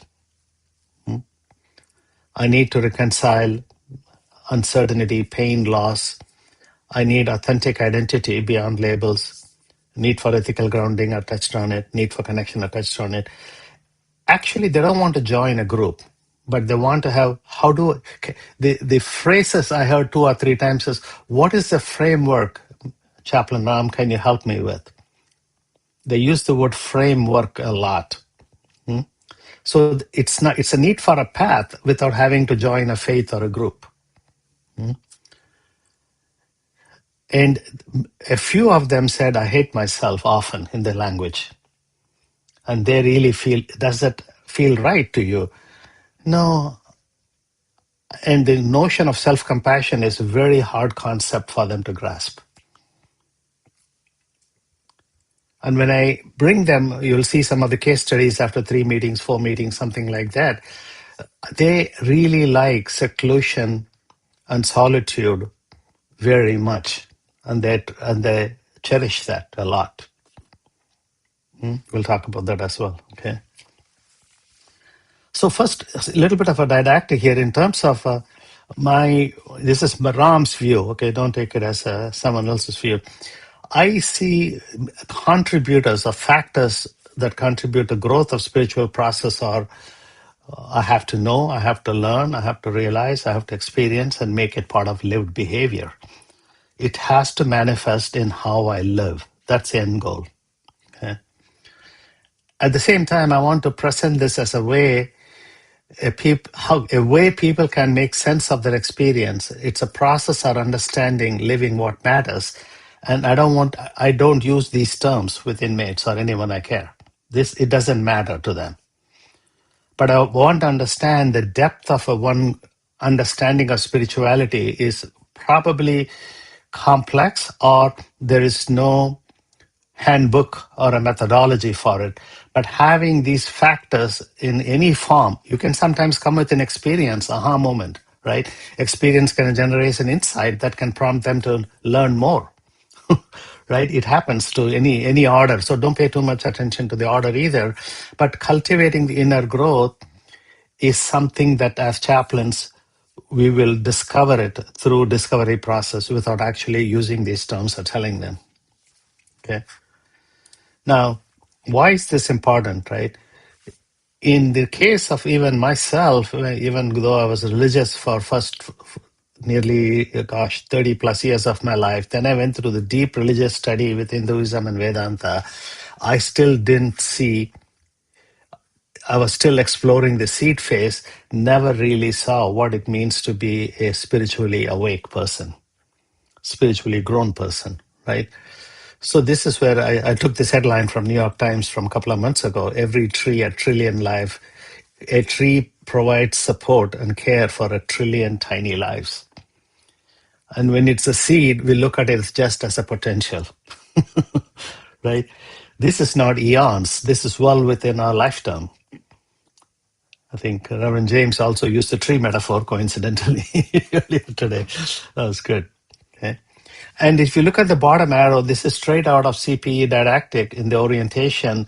I don't know which unit. I didn't think I saw it this unit, but one of the previous units, Reverend Joseph presented this. How we are growing on our indicators, right?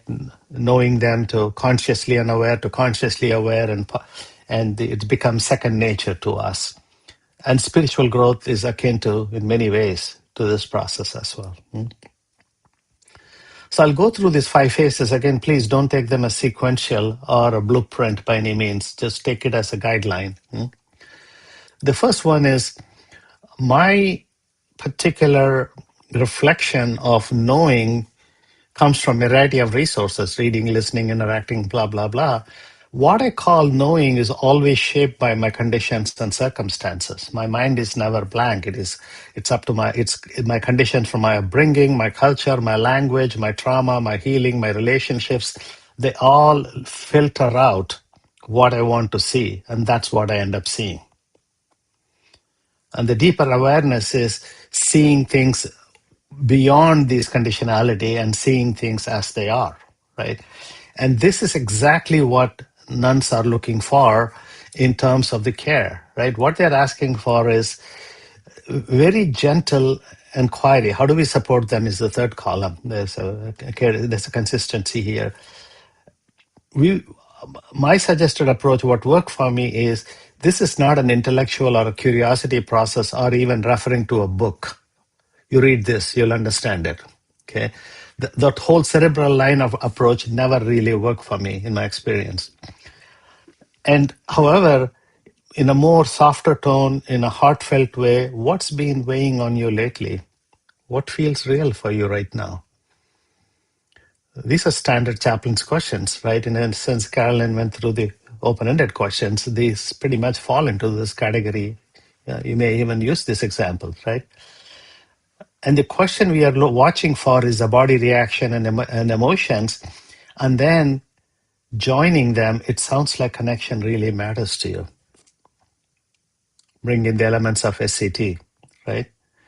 And whatever they say, my intent is to normalize that. I'm confused. Okay, normalize that. I'm not sure. I'm doubtful. Normalize that. And the risk I learned, I made a mistake. What spirituality teaches us, I started a statement like that once and I just shut up right after that. Right? So that was very presumptuous and arrogant on my part to start with that phrase, as if it matters to the other person. And then I started to introduce us term, let's figure this out together. What's going on within us? And then I showed them that they don't have to believe anything to explore further. And whatever you perceive and experience today, know that it may change tomorrow, day after tomorrow. That is not only perfectly okay, that is very normal. And this reassurance is hugely settles them down. And I'll show you after some examples at the end if I have time on the first meeting, second meeting kind of stuff. Okay, let's see. Now on the learning phase, very similarly, right? We know by the means of what we have the information. Learning means that information has begun to shape us. And this is where our agency comes in. We know we are starting, okay, I have some confidence to apply this knowledge, right? A classic example, stress affects my breathing. Yeah, we know that, right? Learning, seeing value in what we know and how we can use it, right? And here, same way in the nuns, it's valuing their presence and showing that I'm vesting in them. I'm vested in their interest. What contributes to the support. Okay. And what helped. And one guy said, wow, I didn't expect this. Okay. And then, oh, can I see you again? They had that exuberance. I'll talk about that in the case study. What helps you get through difficult times? Where do you find a sense of grounding, right? And given my mindfulness background, without explicitly calling it mindfulness, I essentially bring in the concepts around somaticness. Where do you feel it? How do you feel it? Right? And that's always true for every being, right? And then focus. This is something I learned. Evidence-based or experiential language, many people find, is a way of normalizing also. And there's research showing this, not a scripture, right? And most important, like in typical trauma case, there's no prescriptive approach to this group, but really be very explorative in offering options. I don't think I ever gone with a set of preconceived option list. I want to really be very open, let the options arise through the conversation. And as a skill we are cultivating, this is where the mindfulness and the somatic experience comes in.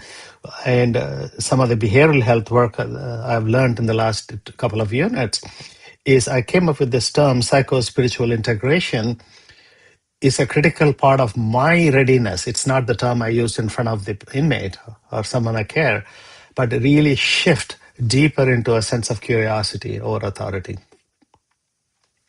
Okay. So now we are in the learning phase, which is really exploration. And this typically what I've seen is the meaning making happens. People will start to, the depth of engagement deepens from the knowledge phase to this phase. And this is where I call it, I stole this picture from Reverend James's slide deck, joining them, right?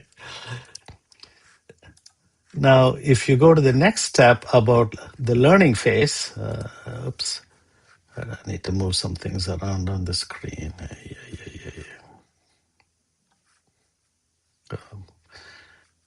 How do I do that? Oh, good, okay. Learning is understanding how to use the information. That's my definition, okay? And realizing is when that information becomes true for me, there is a sense of, aha, now I get it, sensation. Aha, now I get it. It's like learning to bicycle, right? You give them instructions and all the stuff, they're going to wobble and they learn to fall. And finally, they found what that balancing means. You can tell all you want. You can give them the manuals all you want. They won't know until they determine the balance themselves. Right? And that's what I'm talking about. And in using this realization is showing appreciation for them. It sounds like you are realizing how important this aspect to you is, whatever that is. There's a deep sense of acknowledgement, deepening the connection. And what is it like to notice for you? What I noticed with this language is, oh, this guy really cares about me. No one ever asked me this specific questions in a non-threatening way. Right? So that is the implied essence of what I'm trying to achieve here. And a lot of time there's a long pauses, allow silence for integration. And let it emerge from them, emerge and unfold are my very favorite words in Buddhism, as against seeking and wanting. Seeking and wanting causes suffering in Buddhism. Let it unfold, let it emerge is such a relieving and relaxing thing for us. Okay. And then open up. Does it feel true to you? And this is where our skills are honed in terms of holding space. And the word, they use this phrase all the time. It really comes to the handle how present I am at the time, how open they feel. They can take all the time I want. They scribble on a piece of paper and let that pause remain. No urge to teach them. And allow them to think their inner wisdom is deeply appreciated and valued. So in that pause itself, a light glows in them. That's my metaphorical way of looking at it. And if you apply the body language, the guys are sitting like suddenly they lean back and put their hands on their lap, and then they look up, and the gentle smile comes on their face. Right? And that's a classic bodily expression of realization, if you want to call that. Right? And of course, the ongoing visits, it doesn't happen in the first meeting, is establishing trust and be trusted. Right. I mean, this is specific to jail environment where we get to see the guys weeks, months, long term. I don't know how you would adapt this from nun's perspective from a hospital situation. Sometimes you're one and done. You may not even have a second visit. But having some of these concepts, I hope, may be useful to you. Right. And the experiencing is, this is where the framework question comes in. What do you want me to do? What should I be doing? What's a framework you can offer? So this is where offering some simple exercises and practices are deeply appreciated. And ask them, do you feel anything at all in your body? If so, where? And some of them I focus on, I explicitly define, I rephrase their own terms. You're in a pod with 65 other people and yet you feel lonely, right? They say yes. How does that work? You're a group of people and yet feel loneliness. So they are craving for seclusion and they are essentially in a lonely place, even in a crowded environment. So what it is contributing to are two factors broadly. One is stress factors, another one is concentration factors. The stress plus concentration directly affects emotional regulation. And that is like a pressure cooker 24/7, 365, or even more. Some guys have been around for 3-4 years. So co-participating in the exercises, not just give the instruction, let us do this together, right? And this is where the somatic awareness and guiding practices have been immensely helpful. I think Reverend James also emphasized it through his work, even our initial get-together, how much this brings a cohesion within groups that we are within ourselves and caring for others. Okay, ultimately, the learned behavior is walking along with them. Okay, I'll build this up. What does walking along mean? Is deeply respecting and encouraging micro practices.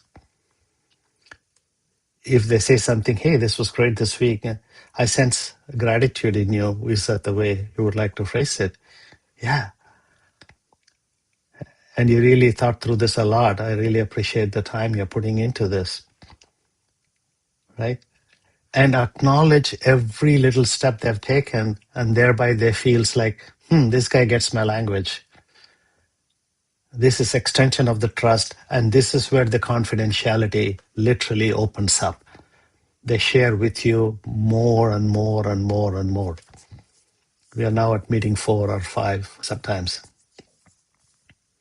Go back to the TED model, I call it, in a simplistic way, it's a coaching without directing and emphasizing their own autonomy and agency. And note to self is, Ram, you come and see the guy when the time you say you're going to see them. The consistency and predictability is extremely important, because if you're late or don't show up, they take it as a disappointment very quickly.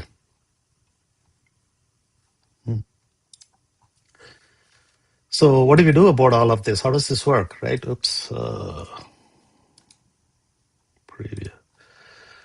So obviously we bring our listening, humility as the core chaplaincy skills, and focus around relational presence over doctrine. There is no third element called a Bible or a Quran or a Buddhist sevenfold path. In general, when we care for them, that becomes a reference, and you're not dependent. You don't have any of them. Okay. And really take that Caroline's teaching around open-ended inquiry and contextualize it for this purpose. Okay. Like when I heard Skip's presentation, I felt like the trauma-informed care is highly relevant for this audience as well. And if they're skeptical, doubtful, uncertain, let's normalize it. Because our fixing part of the brain will go and try to answer the question or clarify the doubt. Shut that part out. That's not relevant here. Yeah, I can see where you came up with that. I understand. I've been there. Or something supporting their stuff. And the approaches and rituals play a big role in this process. I won't go into all the details. So I did add a couple of slides. I'll quickly go through this in terms of what does it mean in terms of particularly the younger group, 19 to 25, from a behavioral health landscape perspective. Just like Skip mentioned, 2/3, the data shows 40% report persistent anxiety or depression symptoms of nuns in the younger age group. Loneliness and social isolation at the highest level. This is not a prison data. This is out in the society data. You can multiply by a factor of 2 in the prison environment easily. Increased identity uncertainty. Particularly, one of the common activities that takes place in jail is either playing cards or using a table to study a Bible or some scripture. They can't participate. They don't want to participate either of them. And identity uncertainty means significant burden for them, meaning and purpose distress. And they isolate themselves. Why do I get into conflict with another guy with religion because he's going to yell at me? They felt disassociation or lower engagement with other religious people. Okay. In general, they are anti-institutional. Okay. And you see the core behind the anxiety is they sometimes have a very strong words against God, if there is such a God. And sometimes because I say introduce myself as a chaplain, they presume I'm representing God or I'm there to talk in the interest of God. Okay, they'll basically, if there is God, why did he put me up here? I didn't do anything wrong. They just go into self-deprecation, to anger and everything in between. And they have a deep sense, unless we look for it, the moral injury and disillusionment associated with system. So we're not trying to defend the systems by any means, but we are acknowledging the moral injury. Right? And I put this term very carefully. Spiritual distress is often masked as a mental health concerns because we don't know to diagnose spiritual distress. At least I don't. I know the language, but very quickly it works out to be, it doesn't stay there. It manifests as a depression, anxiety, so many other ways. Okay. So we need to be, I mean, obviously hospital environment may be different. In jails, we don't have a day-to-day working relationship with mental health. Yes, they do refer to us time to time, but I wish we had a stronger working relationships as chaplains.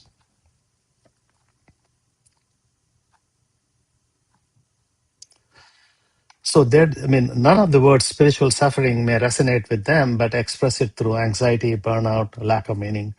And they really express this in so many ways. And that's where what they say matters. Language matters as against the inference or meaning or contextuality of it. How are they expressing the way they feel? So the 6-step process as a suggestion is, first one is focus on, see if you can support them in regulating their, call it somatic entity, right? Breath awareness. What do you notice right now? Bring a sense of deliberateness. Are you able to notice this feeling? Address support the nervous system stabilization, right? This guy, Stephen Porges, who is the guy behind polyvagal theory, uses this term. We have the notion called perception. We perceive things. He coined a term called neuroception, what your mind and brain subconsciously perceives. And that carries on as stress for you. So neuroception is what this first regulation is asking us to take action towards. I don't need to understand neuroception in nth-degree detail, but I can understand and try to support the regulation aspect of it by suggesting breath awareness and few things. Okay, and then I want to bring in what's called micro-inventions. It's very subtle. I mean, these are, again, not the back pocket questions, but contextual questions. Yeah, you seem to have had a hard day. What you really think keeps you going? One guy says, I drink a lot of coffee. I'm trying to think it's going to hurt him even more sometimes, but that's what he's relying on. What feels worth holding on to? Or what thought or an idea that evokes any amount of positive feeling for you, right? And I feel these micro-inventions, certainly, they pay attention to those interventions a lot. They're very attentive because you are connecting with them. In a sense, you're engaging with them. And normalizing it, I mentioned this a couple of times. And generally, I don't use it in the general context, but here I have learned to use many people your age or who have similar, I haven't used the word nuns in front of them, feel the same way. Many people who really don't have a strong beliefs on religion or faith pretty much feel the same way, right? And I acknowledge this is universal for me. When they feel they're anxious or uncertain, and they feel like some people are whistling Dixie in the jail. How come I'm so stressed out? So they feel like they're behind somebody. They feel a little ashamed of that. And it's a great opportunity to recognize that and normalize that as well. And the last three, behavioral activation, right? And this it takes me typically third or fourth visit to get to the point, what really matters to you? what would be your uh, point of homeostasis, if you want to call it. Where do you feel more stable, right?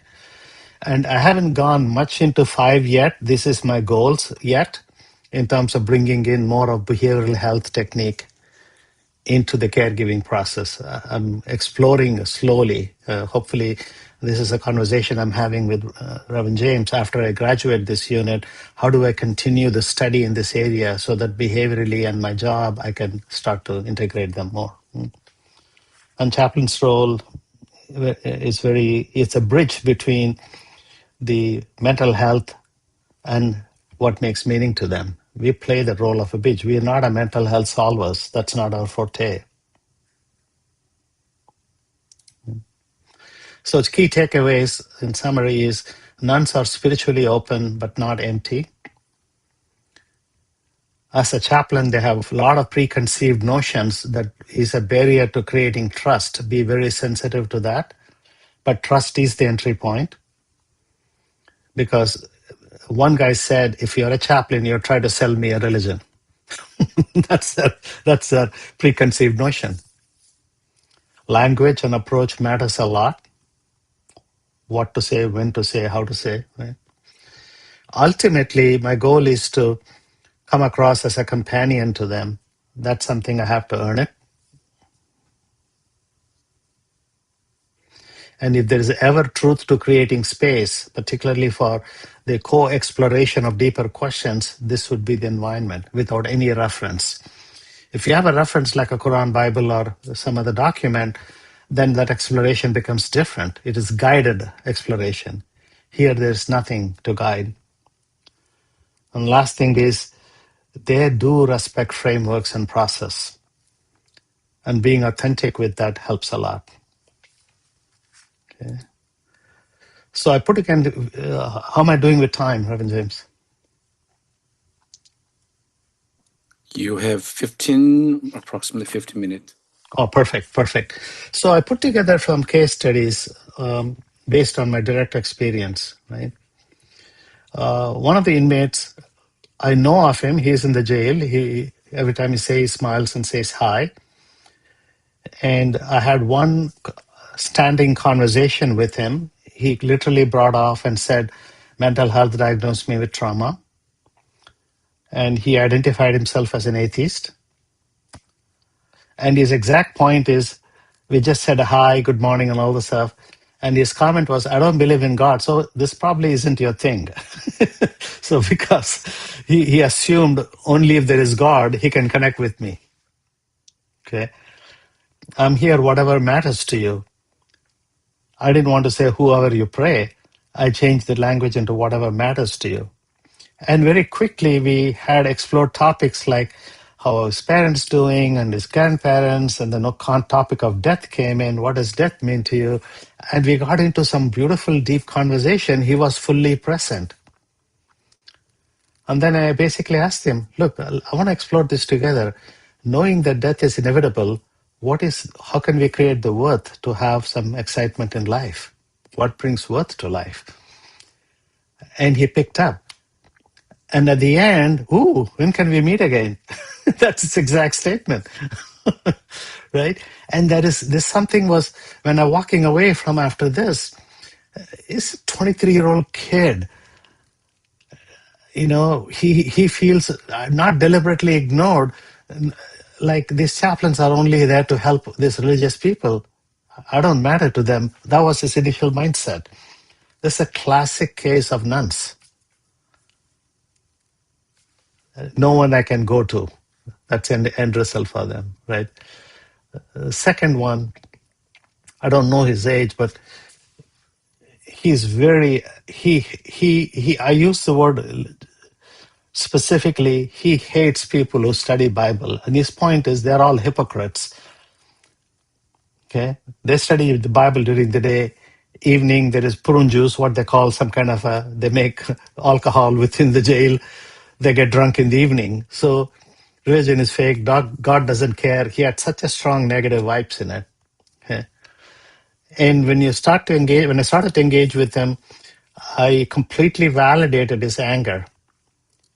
And the topic of betrayal emerged from it, how often he was betrayed in life by his family, by saying, go pray to God, everything will be fine, that kind of statement, right? And then we got into some grounding exercises, and he was very, very talkative. And I had to pause him to ask him, recall a place in. He talked about nature. I love to going for walks, and every time I get locked up on some scenery, it suddenly feels so spectacular and beautiful. And I basically picked that and recall a place in nature where you felt at peace, not just awe. And he took his own time. As we were discussing at the end, man, all I want to do right now is hug a tree.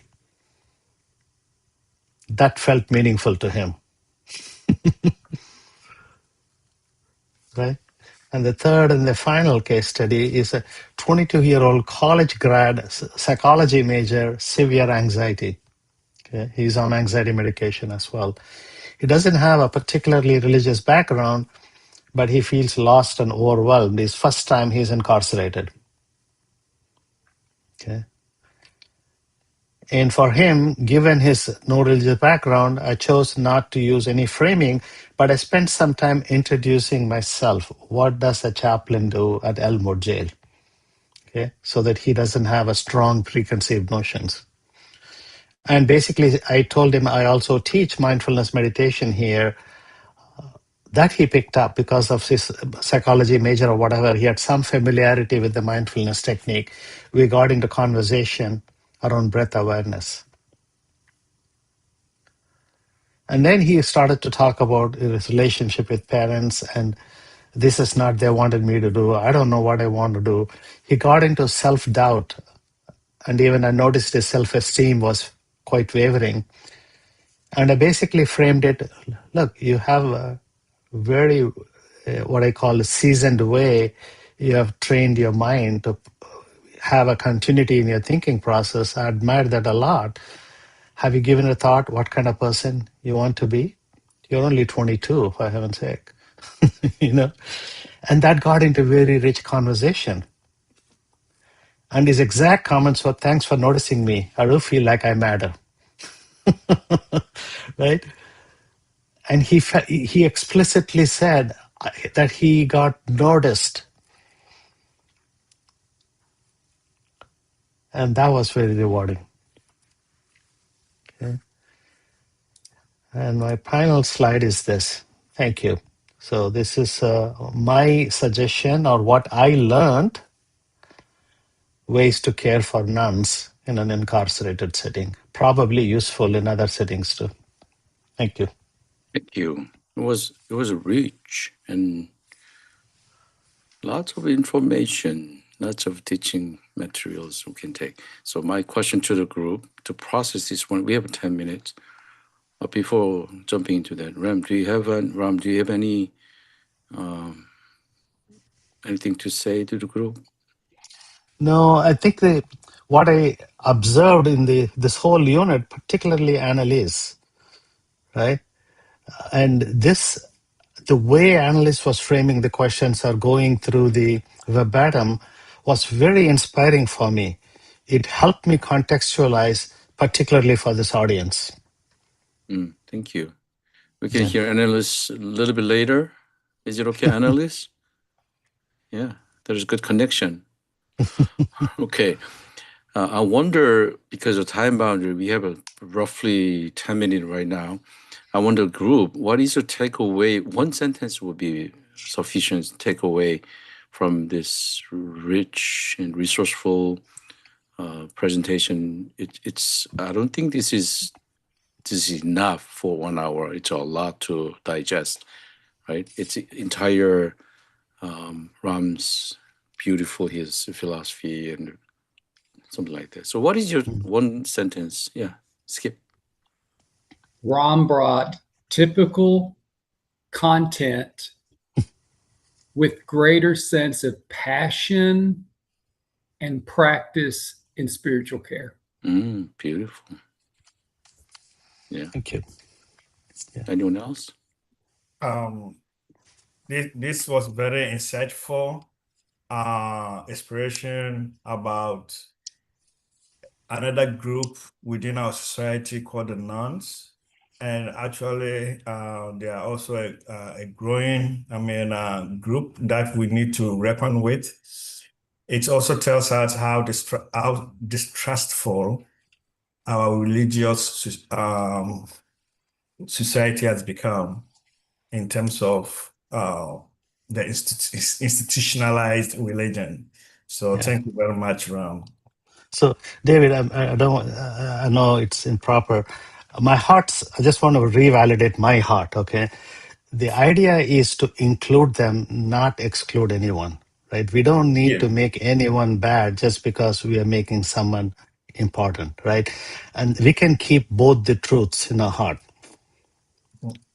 Right? I just want to. I hope I didn't come across as the nuns deserve at the cost of religion. That was not my intent. I just want to put it out there. Okay. Okay. Understand. Anyone else? Just want to say, echo, like, thank you, Ron. That was so rich. And I particularly appreciated you sharing some of your language with us because that just, Mm. it's so helpful. And every time you shared something you would say, I could feel the intent behind that. And that's a gift. So thank you for that. Thank you. I do Yeah, think that, like, we are privileged in a prison setting or jail setting to get to often see someone more than once and to build that foundation for exploration. So I was just also thinking about our peers here who maybe don't have that opportunity as much. And I still think so much of what you carry, what you yeah, said applies, but it just made me feel particularly grateful because it is a journey it is a journey. and it's Yeah, a privilege to get to walk with somebody over time. yeah, yeah. Thank you. Beautiful. Okay, good. Anyone else could be analyst? You have any thought? One sentence takeaway from his. Ram, analyst is going to say Ram's all wrong. He didn't get it. He's just. Oh no, I love it. This was really great because I'm in that category. I have called myself a nun before. I've written in a book. I have a chapter in a book about Black nuns. Mm-hmm. Um, I think it's wonderful that you're acknowledging them as a group that still deserves spiritual care because in many of the groups that I'm part of with nuns, right? For example, my 12-step group, many definitely do see their lives as spiritual. Yeah. There's assumption that those who do not believe traditionally in a God or they're questioning God do not have that idea, but that's actually not really true. Mm-hmm. So yeah, finding a way to care for them, and then also hospitals. Yeah. When I previously was applying to hospital for residency, I asked what was the greatest percentage of hospital patients in an adult hospital, and the answer was the Oh, nuns. wow. Wow. Wow. So Wow. yes, and that could be because people don't know what to put when they come into the hospital, but that was at a very large hospital here, very large hospital system here, seeing the greatest percentage of persons marking an affiliation, a religious affiliation as none. So Beautiful. thank you. Thank you. Okay. Also, I have a second question. Mhm. Second question, do you have any question? Because so rich, how can we, in our setting, how can we provide a spiritual care to nuns based on Ram's teaching? What's your reflection on that? How can we do You that? asking me? Everybody, Oh, okay. Mm-hmm. based on Ram's Mhm. presentation, or what do you think? Well, if I might go real quick, just to follow up, I think Mhm. it is important to understand that many do see themselves as spiritual, although they're not claiming to be religious. Um, So, one of the things I have suggested is that seminaries teach a course on this group. I have actually here locally, I have offered that.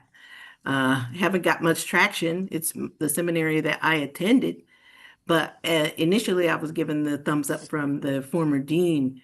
But I think there has to be some education of this subject in seminaries because it's at a very important again, you have a group of people who who deserve some kind of touch by a chaplain. And if you're going to have humanist chaplains, which we do, I'm one of them, and there are many humanist chaplains that I think it's important for them to do some teaching, whether it be a course, a didactic, or whatever, so that chaplains are kind of aware of that group, but also aware of their own biases against this group, right? Because there's that spot that says, oh, this group doesn't want it, or maybe they're not worthy of it. But I think the idea is to understand what our own biases are when it comes to this particular group of people, and that's growing fast, as you said, it's growing. So education and help them to aware is your spiritual care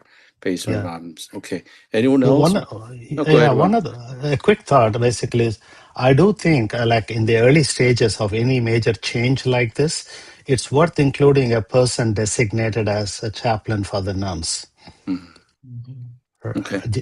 Because we have Christian chaplain, we have Muslim chaplain, we have Jewish chaplain. They do serve everyone else, but they also carry a designation of one religion focus. Okay, they're all multi-faith, but they essentially still carry on. My boss also said, Liz also mentioned the same thing. I think we should bring it up broadly to a volunteer base at some point, this topic. We just touched on it at a staff meeting yesterday, but we haven't thought through the plan yet, how we do it. Yeah. Anyone else? Skip? I thought, Rom, you did a great job of incorporating the language we use as spiritual care providers. Trauma-informed care, they're hurt by church, most are, that are nuns. And then the space, the lack of value statements, the language we use, you used. Yeah. So I think that's a great insight to our biggest group is no preference, which is basically nuns. Yeah. I thought that was really well done, that we can incorporate our skills with this group of people. Thank you. Thank you. The two truths here: no preference, and they have specific needs. Right, that 10-point list is so we need to hold them together. Yeah, I think that was my takeaway, is that somebody who identifies as none is still searching for meaning. And to be able to clearly say, I'm happy to be your companion as you figure out meaning in this situation that, this crisis situation you're in, basically, whatever it is. Everybody needs to figure out meaning. So I think you crystallized that really well for me. Yeah. Thank you. Okay, good. It looks like a Skip and Caroline, you're talking about more like a space holding, walking as a companion, the warmth as a companion. Yeah. They're looking for something. David, you have something to say? What's your spiritual care after this practice? Yeah, this is a lot. Oh, to me? Yeah. What's your question? Yes, but so far, I've encountered patients, but I created that notion that they are nuns, because they usually say they are Christians, and then when you are talking to them, they have no idea or they'll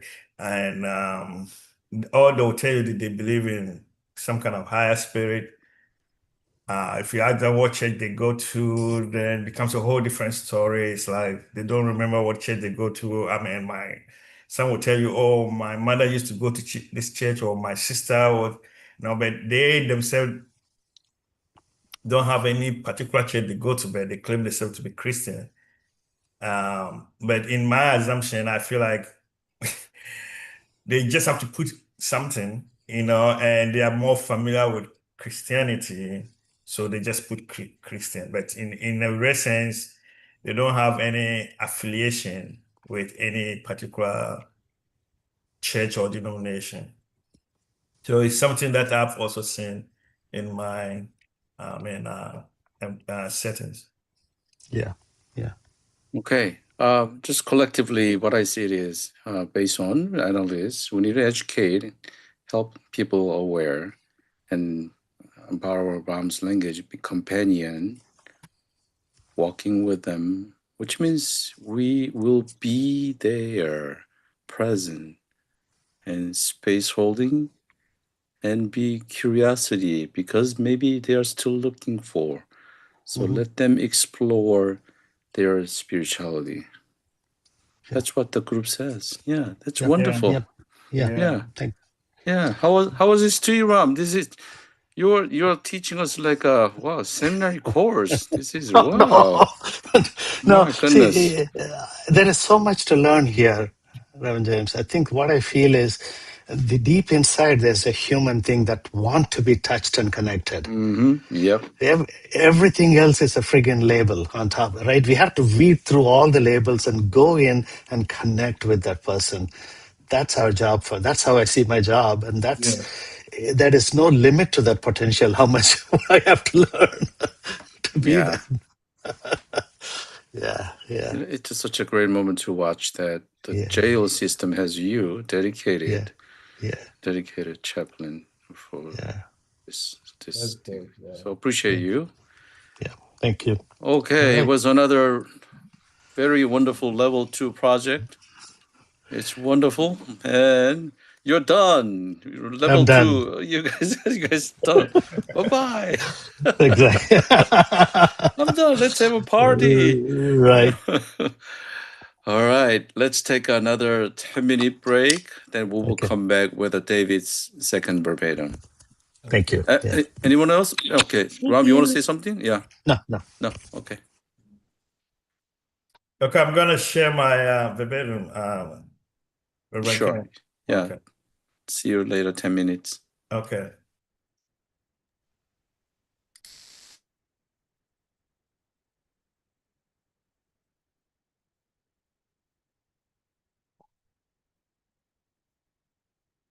Okay.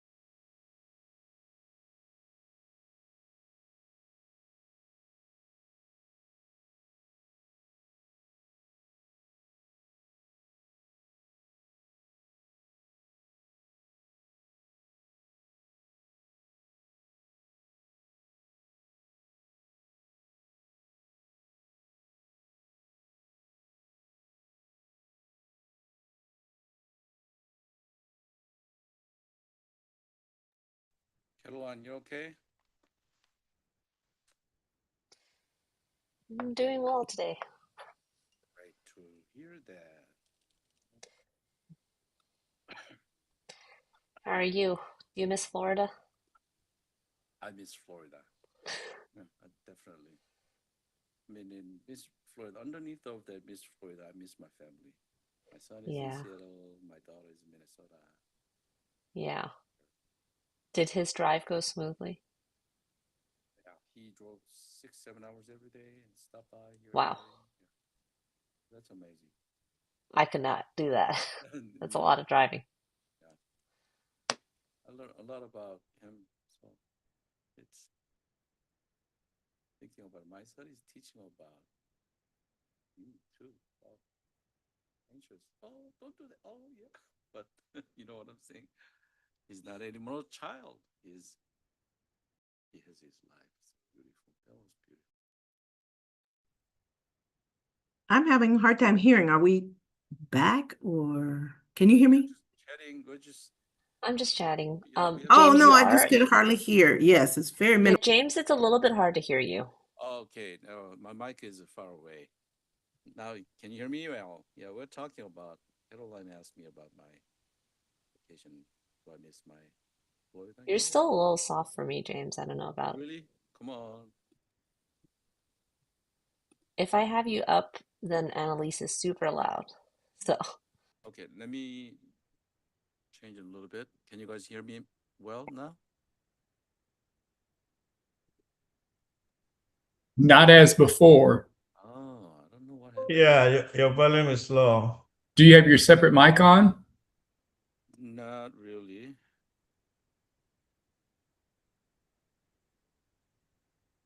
I'm gonna get close to my mic. Can you hear me? you're still pretty soft. Pretty soft, yeah. But it's okay. Let's go with how about now? Can you hear me better? Not Now, really. Okay. It is what it is. Okay, Dave, your turn. Your second verbatim. hello, folks. Thank you for the opportunity given me to present my second verbatim. I would need at least 2 people to volunteer in this presentation.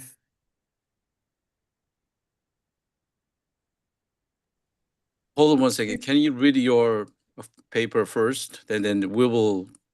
Okay. Yeah. So, obviously, the chaplain is David Akufo. This event happened just recently in April 2nd. The person I'm going to be talking about was a patient who was admitted at the Kaiser Hospital here in Fresno. I'm not going to be using his real name, so I'm using JP as the patient's name. He's a 57-year-old Caucasian. He was diagnosed with sepsis, um, which is a life-threatening medical condition. Um,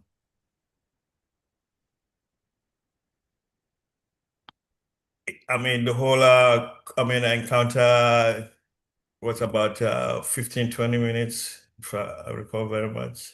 And this was my first visit with the patient. And actually, the visit was on March 27th. It was Friday, March 27th.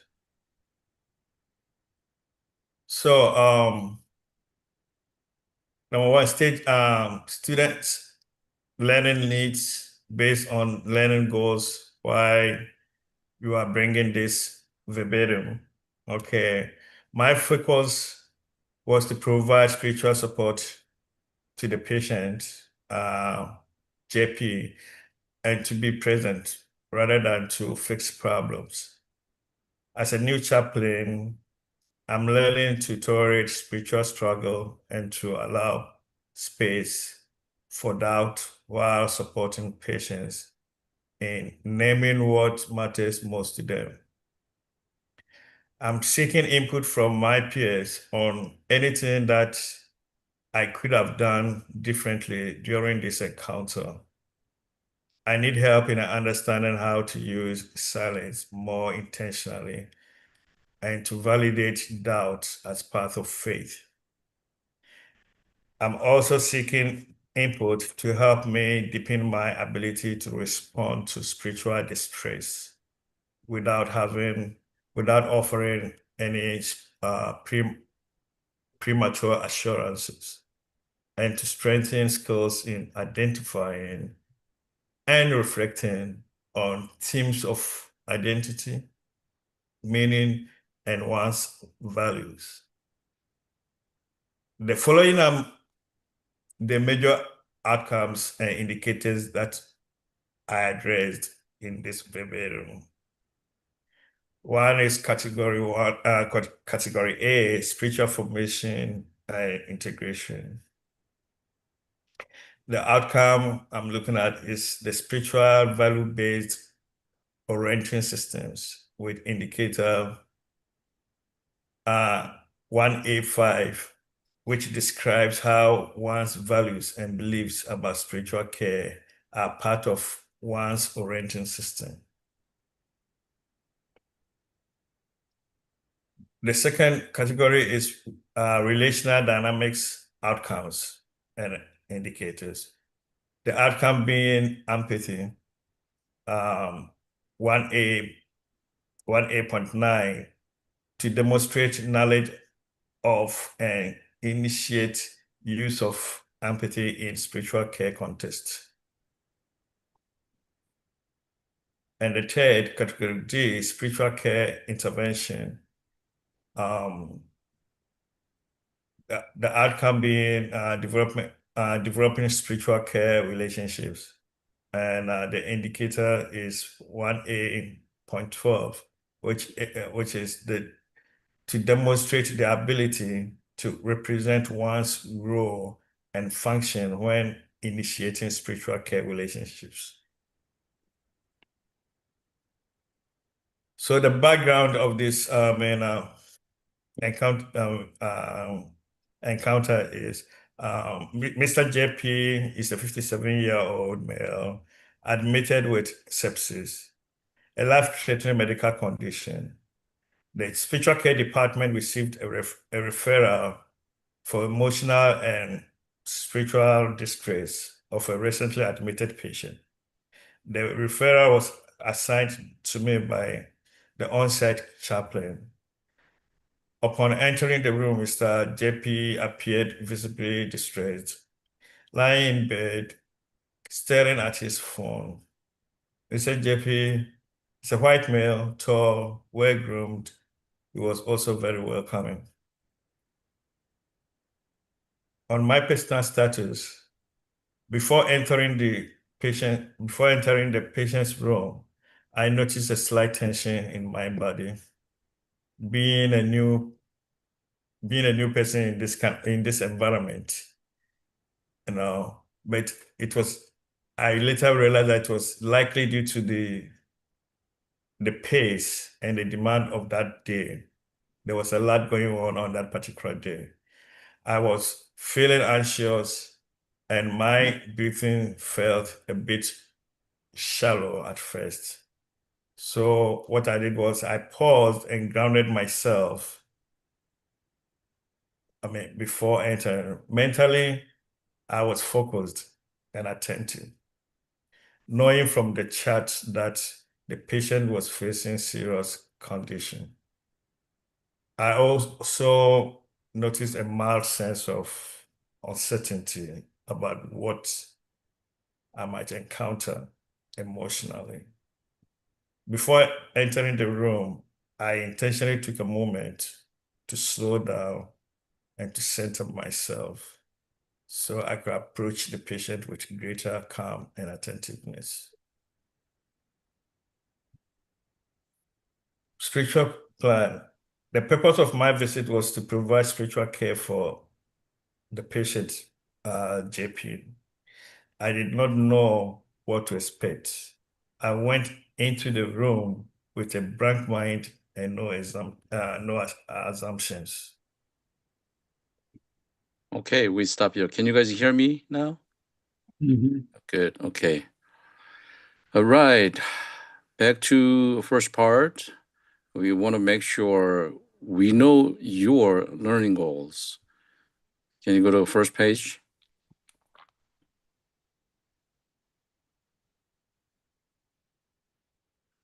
Okay. Going up there. Yeah, there. Okay. Going up.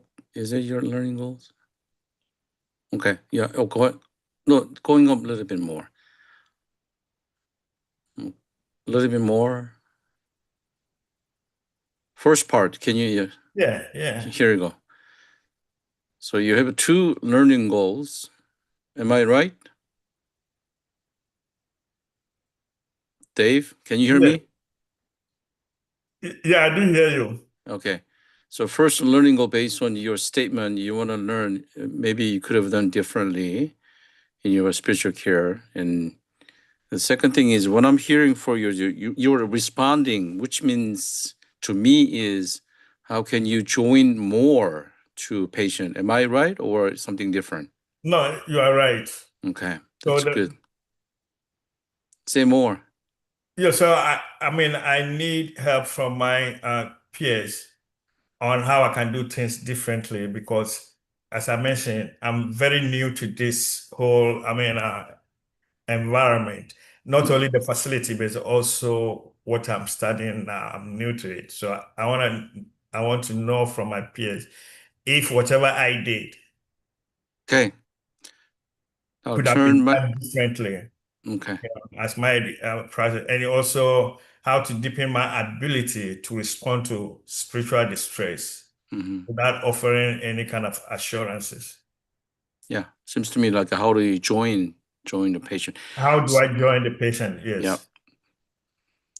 Group, do you have any questions to clarify this verbatim so that we can go deeper and meaningful session with David? Ram, you have a question? No, I'm trying to get further clarity on your second question that you asked, right? Is it can you make it a little bit more specific because the way you framed it looked very broad? Which one? The seeking This input to second help. goal. Yeah, second goal. Okay. Yeah, I think it's more about how I can join the patient or the care receiver when I'm providing spiritual care. What is the best way to join them? And based on what we'll see later on, was there anything that I could have done better? Was there a way, at any point in the encounter that I could have joined the patient? So it's more about what, how do I identify where to join the patient? What are the best ways to identify at what point I could or I could have joined the patient in their story? Got it. Anyone else?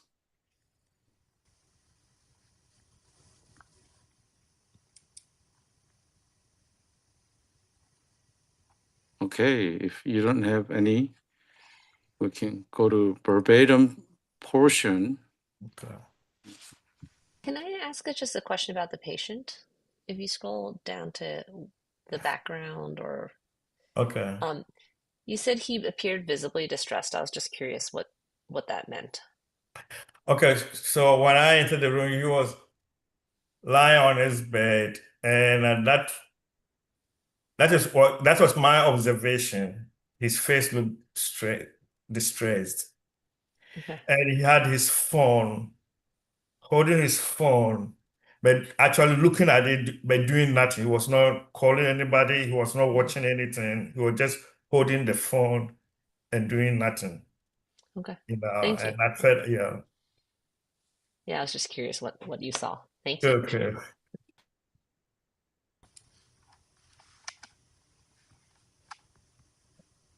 Okay, group, let's go to verbatim portion then.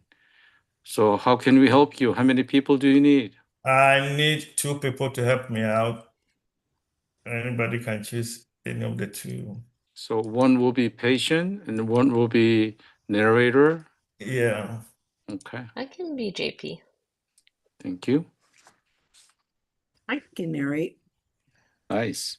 Okay. Thank you. Okay. So it looks like the narrator's going first. Yes. Okay. I was to some extent anxious as I initiated the visit and was thinking about how to establish rapport. Good morning, Mr. JP. My name is David. I'm part of the spiritual care team. How's everything? JP sighs deeply. Honestly, not good. I don't even know where to start. JP looks overwhelmed, distressed. He signals emotional burden. I want to explore more. It sounds like there's a lot weighing on you right now. Yeah, JP pauses. He looks sad, frustrated, and helpless. I'm supposed to be the strong one. My wife, she just got diagnosed with cancer. I'm the one who's supposed to take care of her, and now look at me stuck in this hospital bed. You expected to be the one caring for her, and now things have shifted in a way that feels overwhelming. I could not help but assist JP by naming the loss of role and control. Exactly, I feel useless. What kind of husband ends up like this when his wife needs him the most? JP was feeling guilty and related his self-worth to the caregiving role. Then it says, I felt compassionate, reflecting on JP's identity loss. It sounds like you are feeling a deep sense of loss, not just about your health condition, but about your role as a husband. Tears begin forming. Yeah, I've always been the one she leans on. Now, I don't even know if I'll make it out of here. Wondering what to say next to know more about the relationship. That's a heavy fear to carry, wondering about your wife's, about your, wondering about your own life while also thinking about your wife. JP's crying. I don't understand why this is happening. I've tried to live right, you know. I had faith, but right now, JP shakes his head. I don't even know what I believe anymore. JP looks overwhelmed as he talks about his spiritual struggle and crisis of meaning.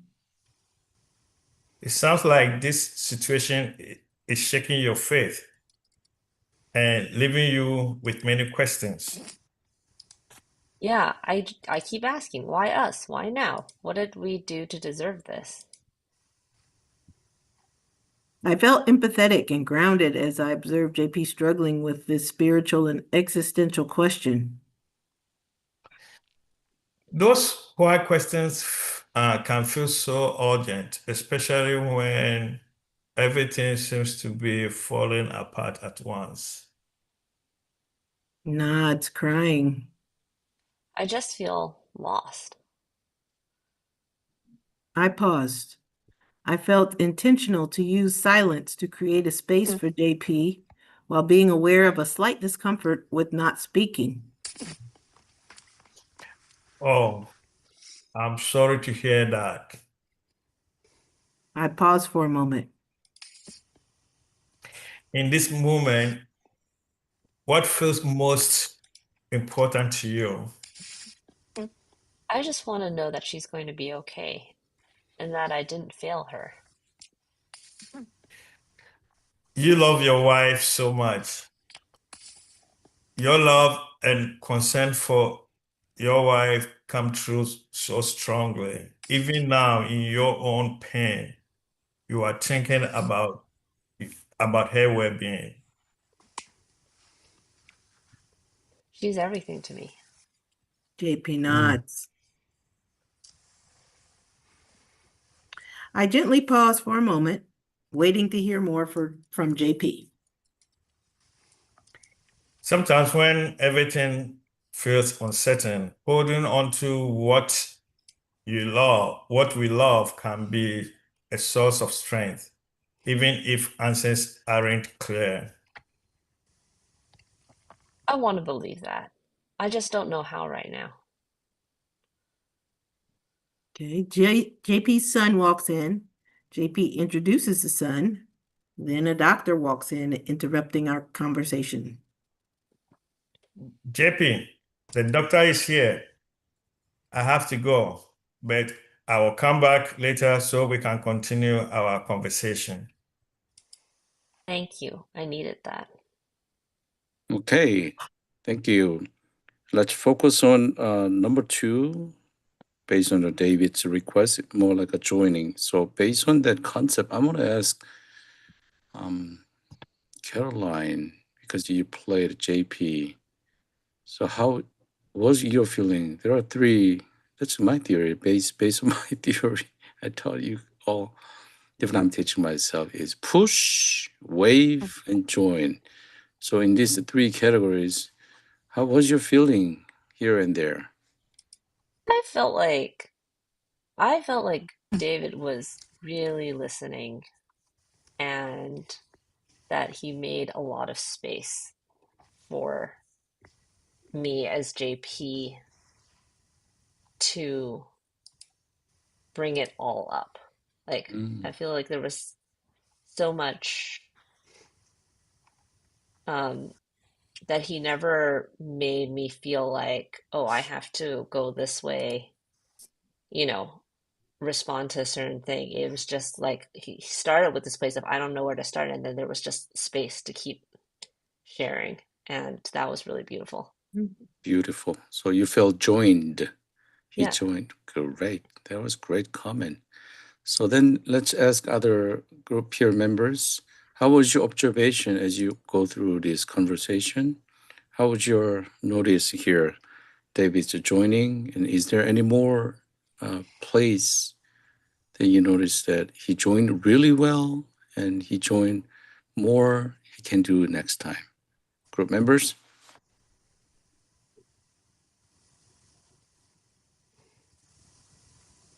Yeah, I thought I thought at the end there, let me go to that section. Like you said, the doctor is interrupting our visit. It kind of made me chuckle a little bit because oh gosh, if I had $1 for all the times the doctors came in when I was in a visit, and I don't know what you all do with that. Sometimes I'll ask I don't see the doctor as an interruption. That's all I'm saying. Um, I thought it was an interesting comment, that you made, I mean, about yourself, right? Your thinking. So just wanted to open that up, like when the doctor comes in, do most of you see yourselves out, or, you know, and sometimes do you want me to leave? I ask that, or I say I can come back later. So it just depends on the situation. But anyway, I just wanted to put that out there. That's a good point. David, how was your feeling at that moment when doctor came? Were you feeling like you need to go right away, or what was your moment? At that moment, I felt like I have to walk away. I because first of all, the sun was in. There was some kind of interruption in the conversation because then he has to introduce the son to me. And while getting to the end of the introduction, because we're talking, I was greeting the guy, I mean, the boy, the son, and then the doctor comes in with all those papers and things in his hand. So, I mean, with my experience, I thought it's time for me to go, but Okay, that's good. Yeah. Let's stay there. Let's stay there a little bit because analysts brought up one of really great concept of pastoral authority. So this is related to pastoral. There are many ways we can exit. So group, how can we bring up our pastoral authority in this moment? Establishing pastoral authority, but nicely, smoothly, wonderfully, beautifully, we can exit the room. Any thought, any words you can throw into the room and patient and son and doctors?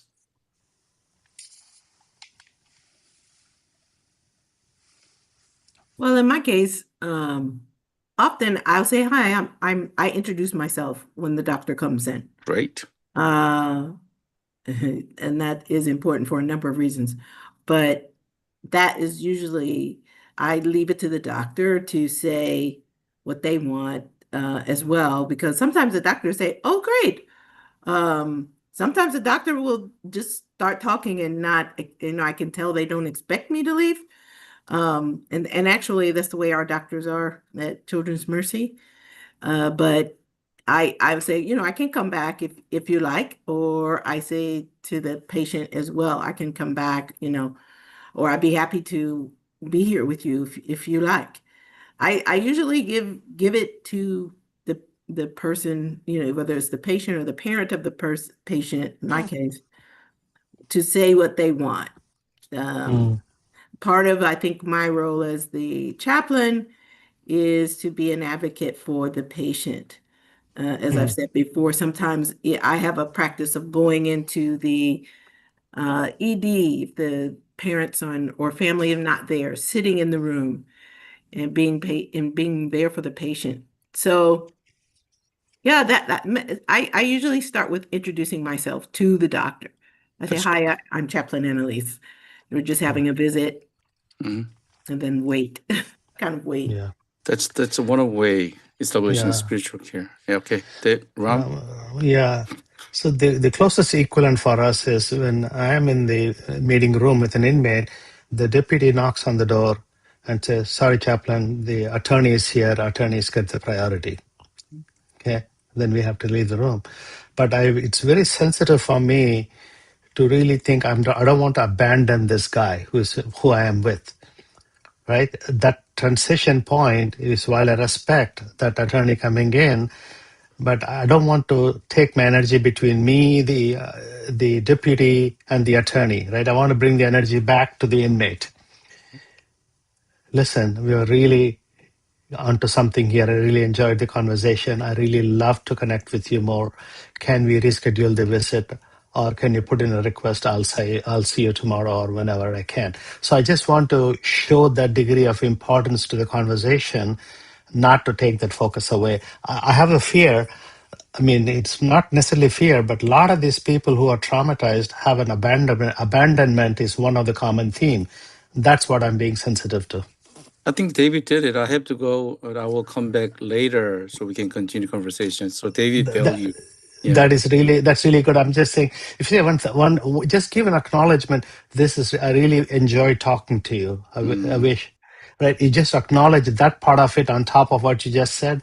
I think that would make it wholesome. I don't know if this guy is traumatized or any of the background. I'm just stating in a normal prison setting, it's a fairly reasonable assumption to think those people have abandonment issue. Yeah. Okay, that's a two good point. Yeah, can you go back a little bit? Actually, I have another point. Can you scroll back up, David? Can we finish here about pastoral authority here? Sorry.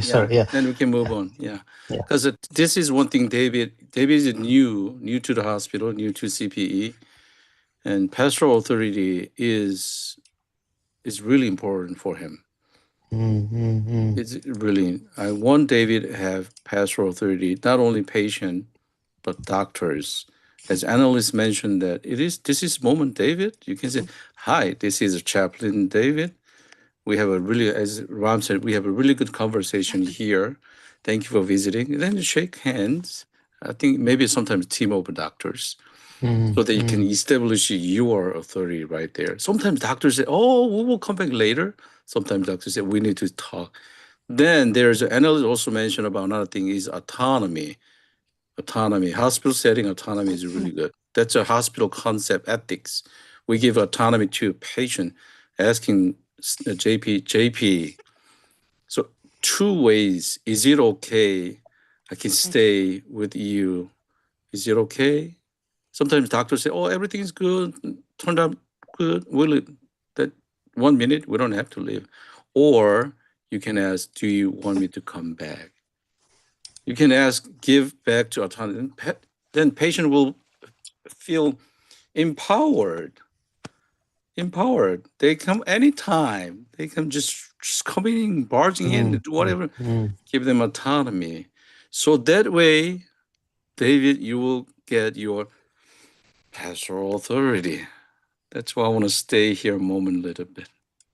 Yeah, David, you have it. Use it. Yes, I got it. So, going back to what you just said and what also Annalise emphasized, after I've gone back to the office, I started reflecting. But I did introduce myself to the doctor though, but I didn't.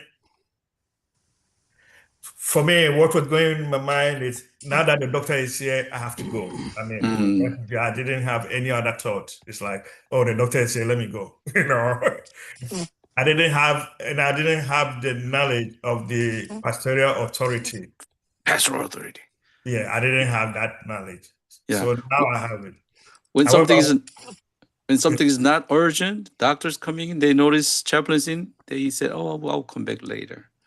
It happens. The pastoral authority is extremely important.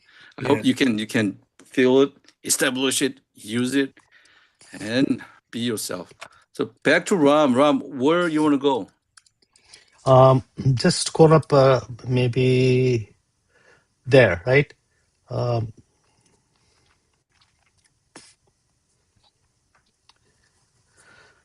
You so I'm just curious. Okay, when you go from JP5 to C6, okay, I don't understand why this is happening. I've tried to live right, I've had a faith, but right now I don't even know what I believe anymore, right? I really love this line. It sounds like the situation is shaking your faith and leaving you with many questions. That's a beautiful line. I just wanted to acknowledge that. okay, thank you. Right? I mean, that comes across as not only you acknowledge listening well, but since he used the word he carefully used the word "I have had faith," but right now he doesn't. Right? That kind of where you picked up the signal of shaking your faith is little on the shaky ground. Right? That's really. Yeah. And the question I have basically is, what happened to the thread on faith after that? Is there anything that went on to at C7? Those why questions can feel so urgent, Okay. right? It's more a curiosity question than you. I think you did right. I really love this verbatim a lot. I'm just saying, was there another angle that you could have possibly considered connecting that faith more? Okay, so thank you so much, Ram. I think that is where I need your help. That's where I need help from, because even after I did all this, I realized that something was missing, but I wasn't very sure what was missing.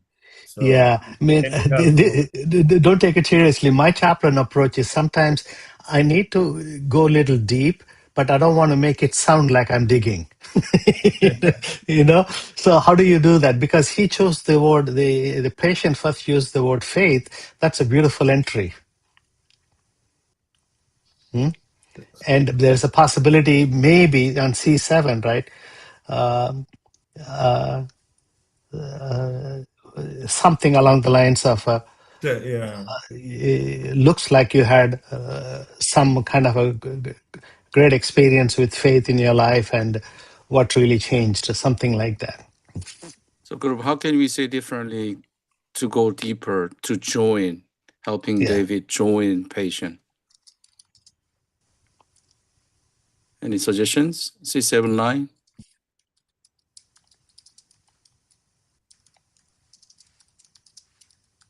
joining is always toward exploration, Yeah.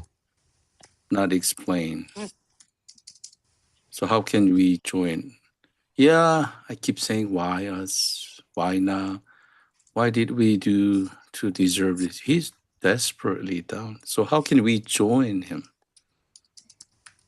To me, C7 is those why questions can feel urgent, especially when everything seems to be falling apart at once. That is more like a philosophical statement. It is not completely joining, it's more like a wave in the water, but boat is next to. So how can David join? I just want to also acknowledge though that David didn't try to answer the questions, which I think I'm I'm I'm glad he didn't because I Mhm. feel like sometimes I feel that urge of like, oh, somebody's asking a question, I want to give them an answer, and like that's such a fixer. So just going back to David, what you were saying at the top, like I just want to say that even though maybe this is not as joining, you're not fixing, so that's Mm. great, Mm. Oh, know. that's a good point. Yeah. So yeah, maybe you could just say you didn't deserve this. You know, Mm. just Mm. I think if somebody says, "What did we do to deserve it?" you can just affirm them. You did not deserve it. Oh, be on their side. Okay. Skip, you want to say something too? Well, I mean, just to basically say, let's talk more about what you think you deserve or why you feel like you didn't deserve this. Just Explore. to, Okay. to open that up, to open it up and spend time. Because I think David is super aware of his emotions. Yeah. He's very attuned to his emotions. Mhm. However, with JP's emotions, he seems to push away and become the philosopher teacher. And I wonder why that is. I mean, he's super identifies his emotions, but you know, JP says he cries.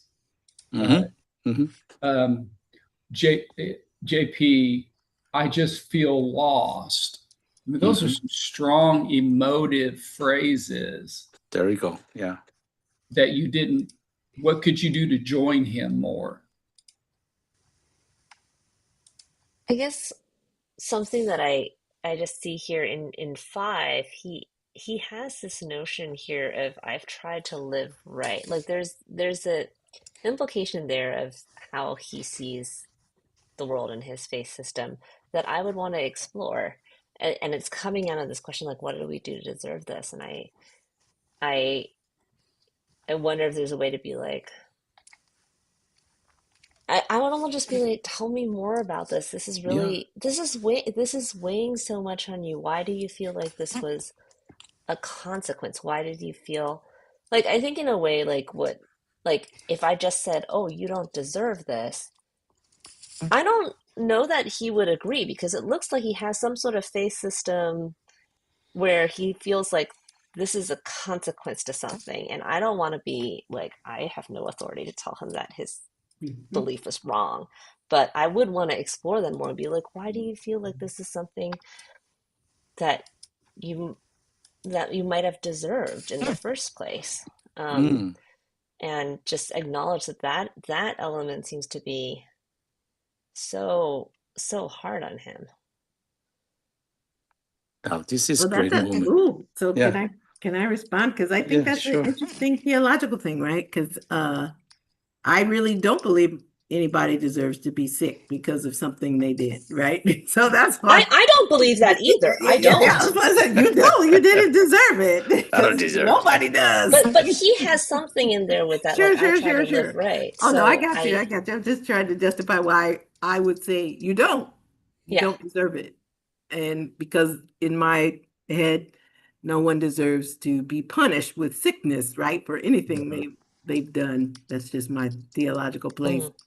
But I get it as well. I love open-ended the questions of exploration. Sometimes though, I think that if you say something affirming to someone, then they have to wrestle with why they feel they deserve it. You know what I'm saying? Without you saying, "Oh, tell me more about it." But then they might come out, "Oh no, I deserve it." You know. Let's Anywho. go to Dave told Dave more.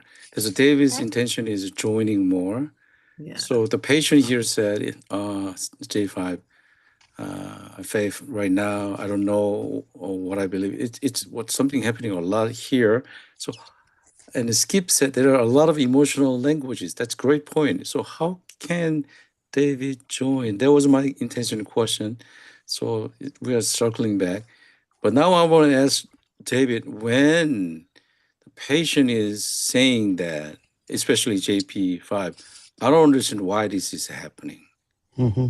I've tried to live right, you know?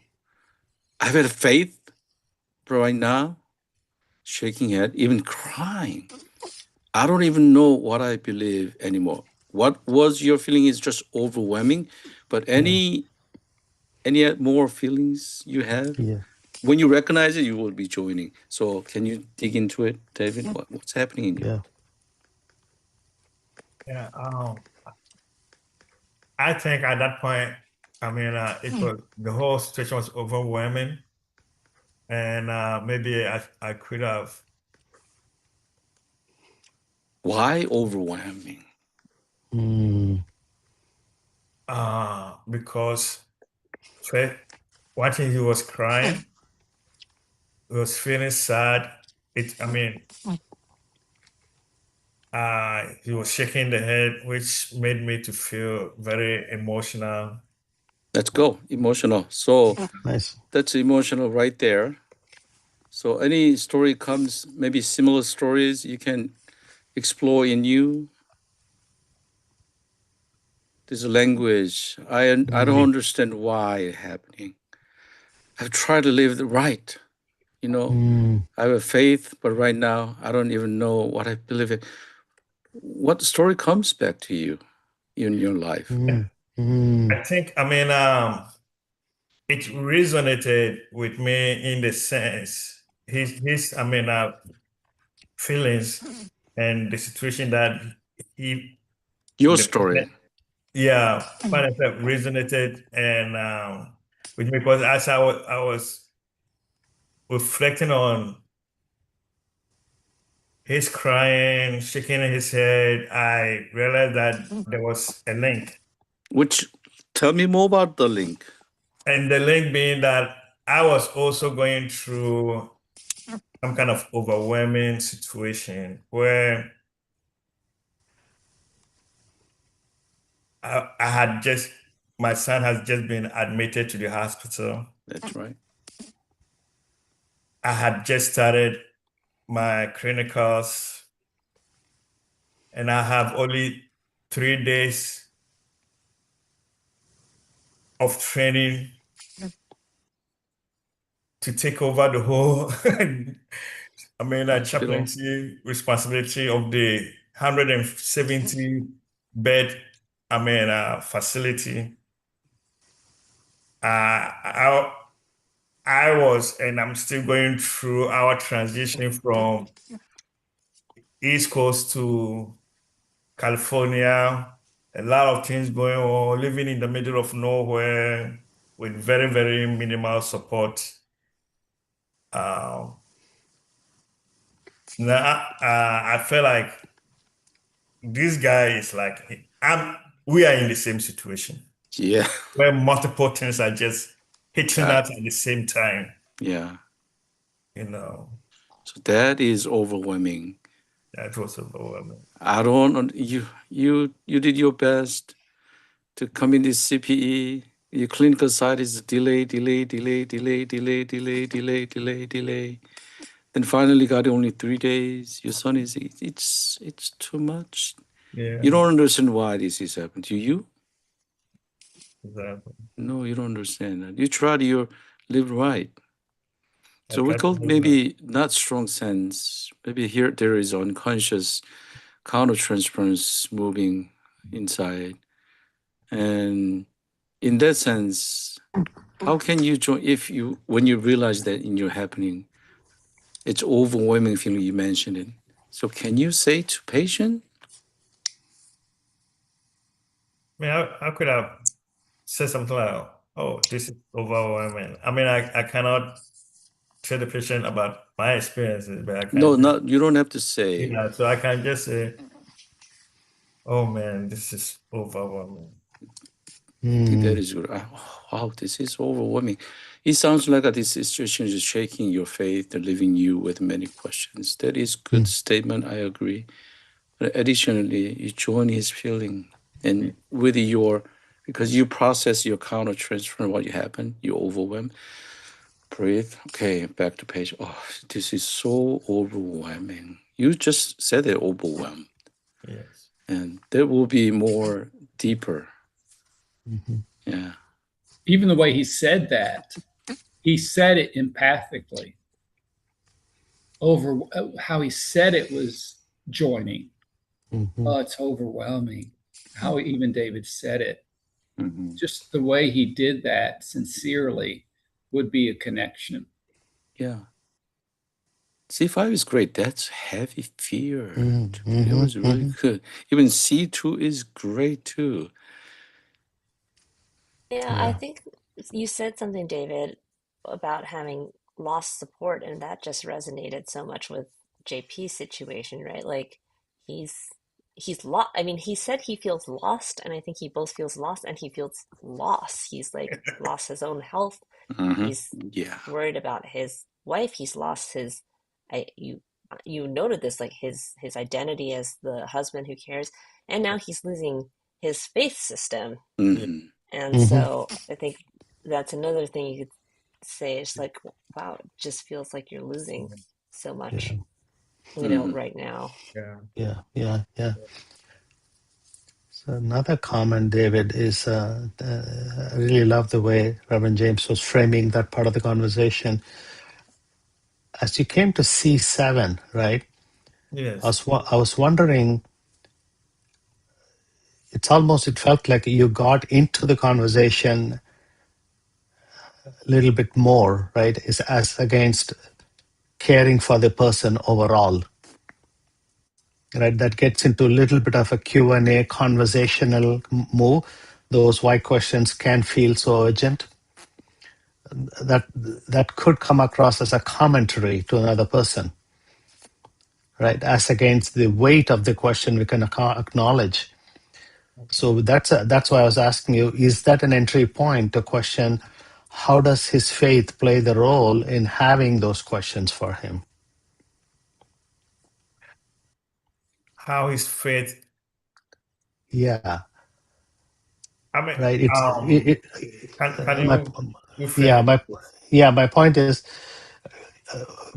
we are trying not to get into the crux of the conversation, and it becomes like a discussion or a validation. But if you really step back and say, I keep asking why us, why now, why do we deserve this? And one thought I have is, you felt empathetic and grounded. That's beautiful, absolutely beautiful. And you can say, maybe generally you can perceive this is why we rely on our faith. How do you see your faith supporting you in such situations? Oh, okay. Hmm? Okay. I'm not rationalizing the why questions. I don't think it's necessarily, as a spiritual intervention, important enough for me. But if I want him to find the strength in the faith, perhaps I can explore that. So here is many things happening. JP6 is why us, why now, Right. why did you?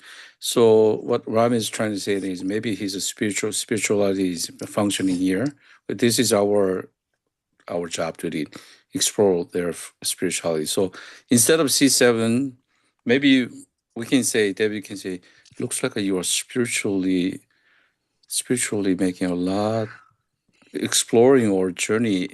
Just mention it, even not difficult question. Ram's approach is really good. Make it easy. Seems like you are spiritually struggling right now. Yeah. Something like that. Yeah. Yeah. The shorter is always better. Yeah.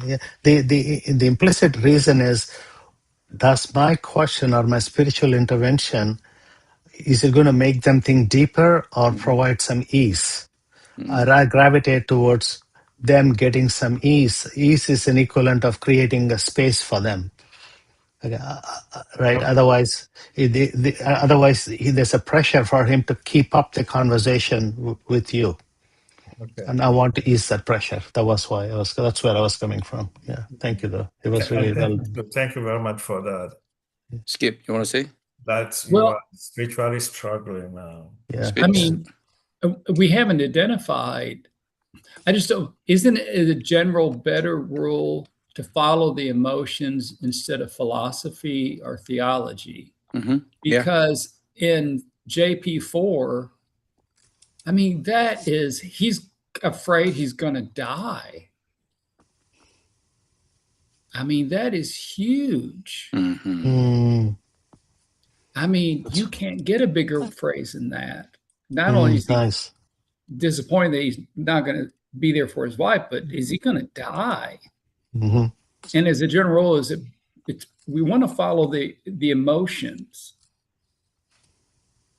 And this is a lot, David. I mean, this would be a lot for anybody. And you stepped into this 3 weeks in. Yeah. Good night. Phenomenal. This is a lot. I mean, he's putting a lot right there before you because you gave the presence. He trusted you. Yeah, great point, Skip. I love it. Yeah. He saw in you compassion and your presence and how you entered the room. Wonderful. But man, JP5 is huge, or JP4. That's big. Yeah. Maybe C5. I think C5 is really great. It's just heavy fear to carry and giving me more space to explore. And because of C5, JP cried. That's a death right here. So he's exploring his existential question. I want to trick, because of time boundary, leading more here. Okay, C8. Because Caroline also mentioned about that huge loss. Loss is really good. JP's opening, I just feel lost. If I say I feel lost, and I am so sorry to hear that. Oh, that answer is enough, but not just enough. Not really joining. Instead of I am so sorry to hear that. Maybe you can. Loss is devastating, or just joining. Different language you can get it. Hmm. But the question I have is, in this moment, what feels more important for you? I think this is over-functioning question. Mm, Do we really need as patient in this moment when he's sharing loss, grief, death? And in this moment, what feels more important for you? Maybe that's a good question. But maybe we have a more deeper level of joining, exploring. I feel lost. That was my observation here. Before too late, we're just going too much. I want to read David's analysis. He did really great job. I want group to know about David's analysis. David, let's go to analysis.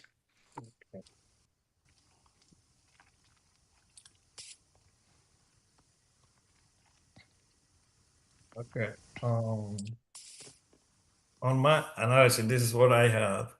Okay, so this encounter centers on a patient experiencing acute spiritual distress, shaped by role reversal, anticipatory grief, and a crisis of meaning. JP's primary source of identity as a husband, caregiver, and protector for his wife was disrupted by his hospitalization, intensifying feelings of helplessness, guilt, and shame. And that's how I observed him. His distress was not limited to his medical condition, but was deeply relational and existential, as evidenced by his concern for his wife's well-being and his fear of failing in his role as a husband.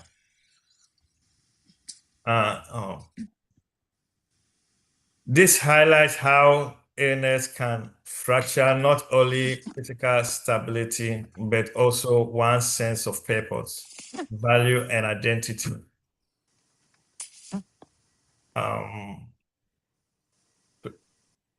Please hold on a minute for attention to somebody. I'm sorry for that. Just a second, please.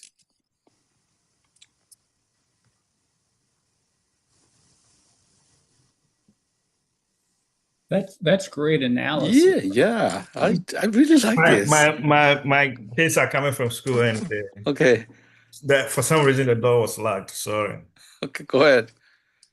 Spiritually, the patient demonstrated a movement from previously held faith towards doubt and questioning, particularly through his why us. Rather than resolving this theological tension, I purposely engaged in a ministry of presence, allowing space for both grief and doubt. The use of intentional listening and silence enabled JP to externalize his internal struggles and to feel heard without judgment. Most importantly, I resisted the impulse to provide assurance or theological answers, instead normalizing doubt as part of JP's spiritual experience. Great job. This is great. Let's go. Keep going. I'll give you just even more minute. Spiritual assessment. Can you go spiritual assessment? Spiritual assessment, I used open-ended questions to gather more information from JP. I was able to identify these stresses. Spiritual distress, his questioning about faith and why us. Role and identity crisis, from caregiver to a patient. Emotional grief, guilt, and fear. Primary concern centered on his wife. Spiritual sources, love for wife, openness to spiritual conversation, and prayer. Keep going. Theological. Theological spiritual. Okay, this encounter can be understood through a distinctly Christian theological lens that holds together suffering, love, and the presence of God in the midst of human vulnerability. JP's experience reflects the tension found throughout Scripture between faith and suffering, particularly in the text such as Psalms and the story of Job. His question, why us, echoes a deep biblical cry, one that does not indicate a lack of faith, but rather an authentic engagement with God in the midst of pain. In this sense, his doubt can be understood not as a spiritual failure, but as a form of lament, which in Christian tradition is a faithful response to suffering. JP's distress around his identity as a husband and caregiver can be reframed through a theology of love and vocation. In Christian thought, love is not limited to action, but is rooted in being and relationship. Even in the face of his physical limitations, JP continues to express a profound love for his wife, which can be understood as an ongoing participation in God's love. His wealth, therefore, is not diminished by his inability to act. but remains grounded in his identity as one who loves. Ultimately, this encounter reflects the Christian understanding that suffering, doubt, and love are often intertwined. Here, theological point. What did God teach you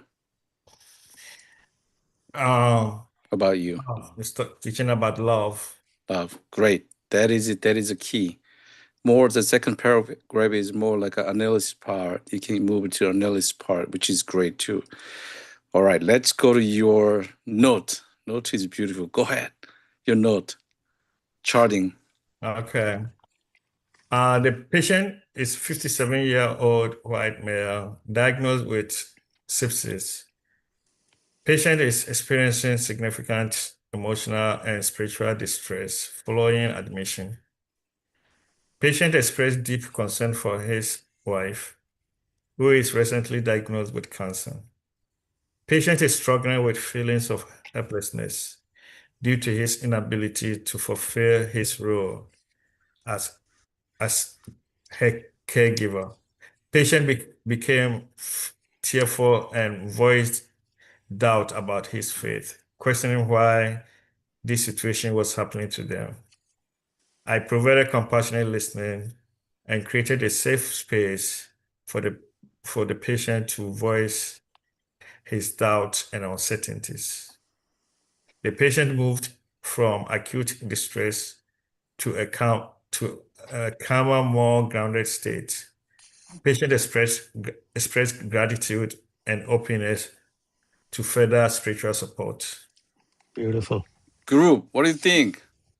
Beautiful. Yeah. That is a chaplain. He is a chaplain. Yeah, that's great. Yay. Great chart. Wow. So proud. Yeah. Analysis, charting, and Okay. theological reflection. Mhm. Wonderful. Great. Right? You were very humble in posting your feedback questions up front. This is awesome. This is so awesome, David. Well done. Yeah. Thank Yeah. you. Thank you so much. What's exciting for David is if he's able to do that much analysis after the visit, Mm-hmm. and imagine how insightful and present he'll be in the future during the visit. Mm-hmm. Yes. That's wonderful, David. Yeah. Yeah.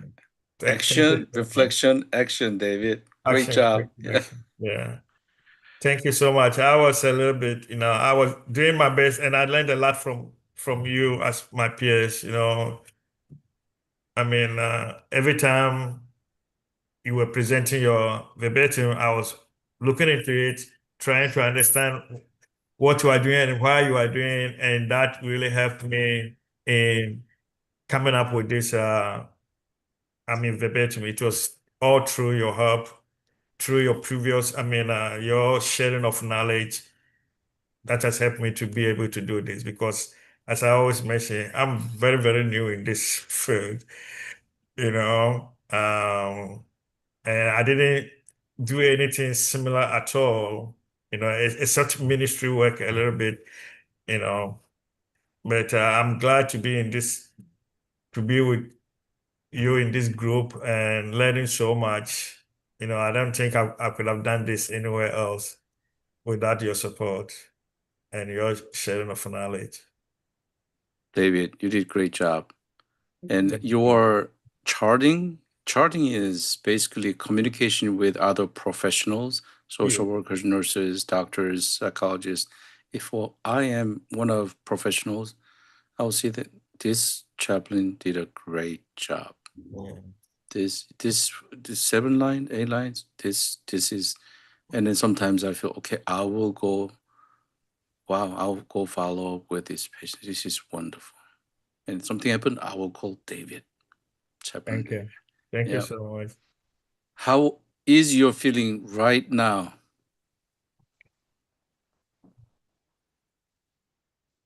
Do I have to be truthful to myself? Truth I'm to feeling, yourself. Yeah. I'm feeling very great. I'm feeling very excited. I'm happy. Yeah. And on top of that, I feel very, very supportive. Yeah. all the knowledge, all the help from you guys had made me to be able to write this. Great. And I appreciate everything that you guys are doing. Yeah. Sharing knowledge. Especially our senior guys, Kip and senior guys. you guys are giving us so much knowledge. I wish you guys would stay even when you are when you are finished here, because we're learning so much from you guys, man. We're getting so much.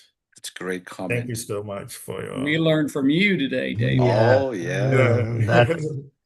Listen, there is, I call it, we are, this particular role, we are always beginners because we go in an unprepared, open mind. Every experience that way can be treated as a brand new experience. Yes. It's our experience and baggage can be a liability if you're not careful. Right. That is true. Yeah. Anyone else to say something to David before we take a break? Good. Okay. Great job. Now here my time is 6:18. Consider 6:20. Let's take a 30-minute break. We have time. Would you like to take 30-minute break? 30 minutes? Yeah, that would be great. Enjoy your time. Let's come back 30 minutes later. Okay. Thank you so much. Thank you. Thank you. Yeah. Good job, David. Thank you. Yeah. Let me see. So we will pop into my. Okay.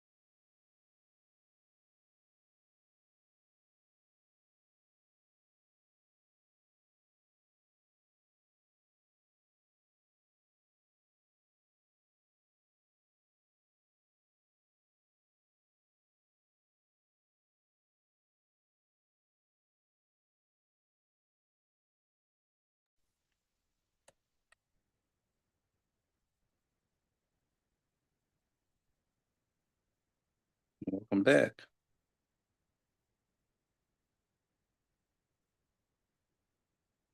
$30 minutes is not enough.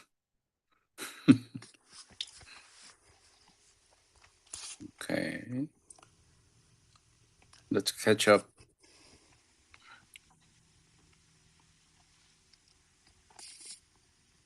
David, are you here? Yes, I'm here. Okay. Let's talk about next week's schedule. I'm looking at next schedule. It's quite busy. Level 1, it's a book discussion. Are you guys ready for that?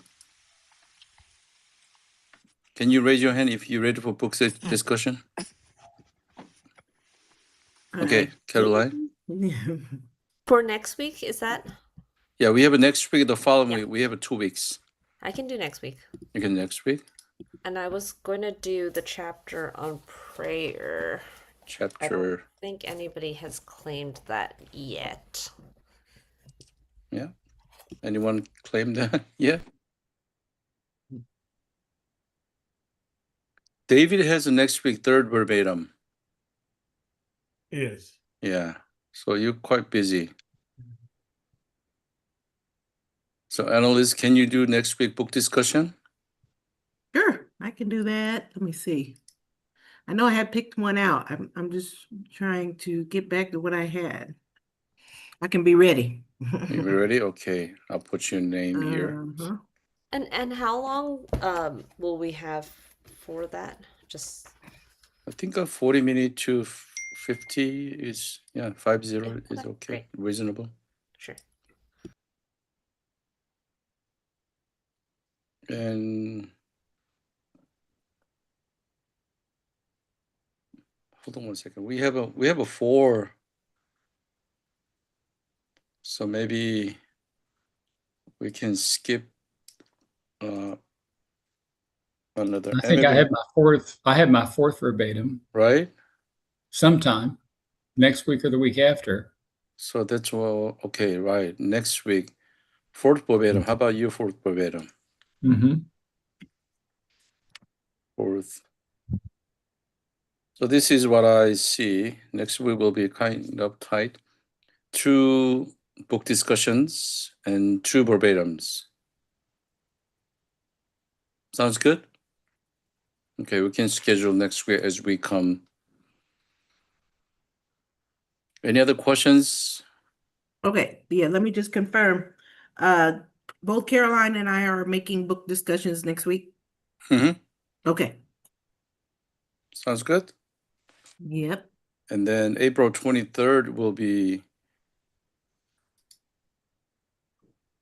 MBET. Oh, wow. David, can you do book discussion? It will be too much for you? On what day? April 23rd. It's Okay. Can you do?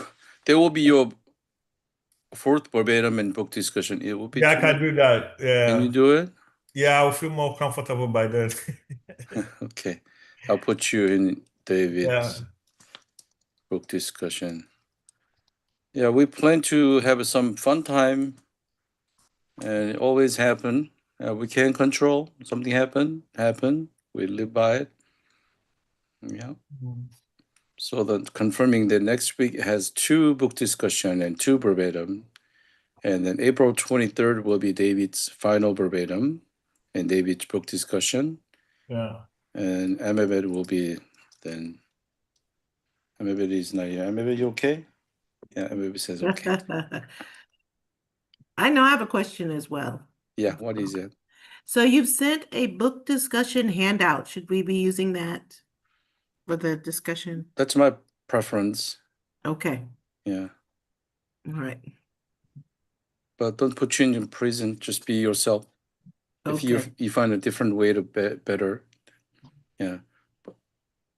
Okay. Don't do too much. Everybody, don't do too much. 40 minutes, just couple things, slides, maybe 4 to 5 slides, and what you found, and what people will. This is not didactic. Book Okay. discussion. Always I would say DD. I don't know you. Did I say the DD before? DD. Yeah, it says DD. Yeah, DD is Dunkin' Donut, not Dunkin' Donut. It's not didactic, but it's a discussion. So what Okay. you found, just bring it to us. Interesting. And From a book of our choice, or I'm sorry, or a chapter in the book. I thought chapter that. in the book. Yes, I thought that's what it was. Okay. Yeah. Okay. All right. So it'll be easy. Just gently reading it, a couple notes, Okay. and your insights and what you found, and some thoughtful questions, reflective questions, how a group will join. Always go under one more layer down, down, down until we dig out. Any other questions for anything? Okay, then April 23rd is literally our last class meeting. Then April, the last week, I'll be gone for my daughter's wedding. Then the following week, May 7th, is final evaluation. So this is so much pressure on you probably. You read carefully about guideline in the student handbook, and there is a guideline there. So more like a extended reflection, very extended, in-depth reflection. And on top of it, please make sure fill out your ACP tracking. There's empty spot. Just do your best, because I need evidence. And then I write it. I turn it to ACP. I wish I can say that all my people did a great job, blah blah, and they will ask what base. So I need the evidences. ACP is tough. They're not easy. Yeah, Caroline. Sorry, I have endless questions about indicators. I feel I like. know. I was wondering, maybe particularly for the veterans here, we have one for level 1A that's like represent and conduct oneself in a manner that is appropriate to the context. And the other one was like demonstrate through one's behavior the attributes of integrity and honest. And I understand what that is, but I'm almost like we should always be appropriate to the context. So I'm like struggling to be like, how do I find a incident or something when I'm like, this is just standard, like should always be good practice. So I was just wondering how you guys or Yeah, James, if you have Can you? recommendations for that type of indicator. sure, sure. What indicator you're talking about? Do you know? This Let me is pull up 1A 19 and 20. 1A 1920. I think the ones that I've found easier to fill in are ones where it's like, something that happens during a care encounter. That's like easier for me to Right. conceptualize and be looking out for. Yeah, yeah, yeah. Well, one thought, Carolyn, is think about scenario where there were some pushing the edges, particularly with deputies or something else that's going on. Okay. There was a very important thing you wanted to see. A deputy said, no, you can't see the person. I'm just giving an example, right? Yeah. Then the conversation shifts to how you felt at that time. However, you choose not to be impulsive or reactive and followed the ethical guideline or behavioral guideline. Okay. That's one way to frame it, right? So you have basically we are all we call it impulsive animals in some regard, right? Certain things trigger us and pick certain things that does that for you, Mm. right? Like for example, the day after the inmate death, Angel and I went in the morning, again went in the afternoon, and the deputies basically said that no, we are short of staff, you can't see anyone.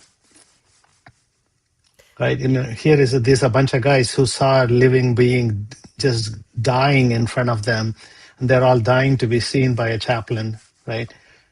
And we were shut down, and we're gonna get a response like, "What the heck? Where is our priority, right? Can't you see the human thing is to care for these people?" But Mm. all those thoughts we put it aside and care for the system as a whole and deal with that. I'm just thinking loud, something along those Yeah. lines. Yeah, that's helpful. I appreciate it. What number is it again? 19 and 20. 19 and 20.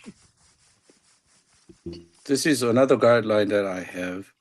I don't know who made it, but it says demonstrated through one's behavior, the attribute of integrity, honesty in one's spiritual care practice and learning process.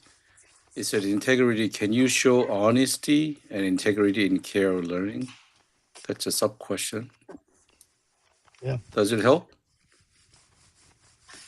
I Can like we these have a copy of this? sub-questions. What do you say? Can we have a copy of this Oh document? yeah, sure, yeah. And So 20 is represent and conduct oneself in a manner that, appropriate to the context. Conduct. So this is key language. I think one of educator made this one. 19 is key language integrity. 20 is key language is conduct. Do you carry yourself in a way to fit this setting? Yeah. Okay. the other yeah, the example I gave probably falls in 20.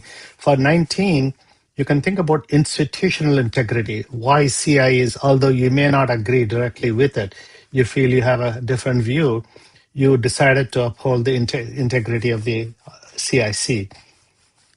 Right? That's, I mean, the integrity term resonates with me when I'm willing to make the compromise for the purpose of greater good,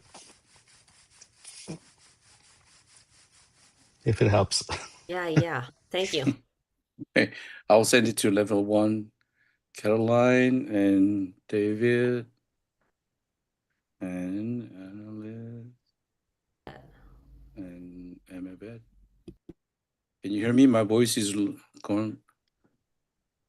SPE.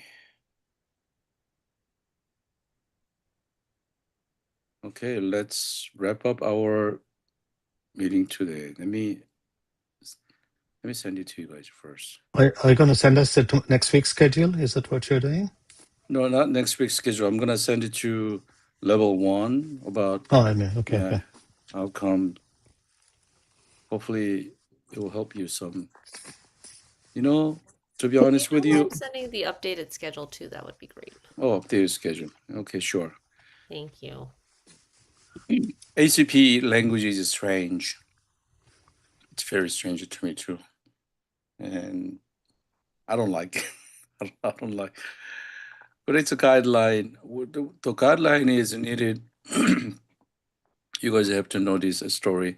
I think 2 years ago, ACPE was only one institute organization with the Department of Education in the United States.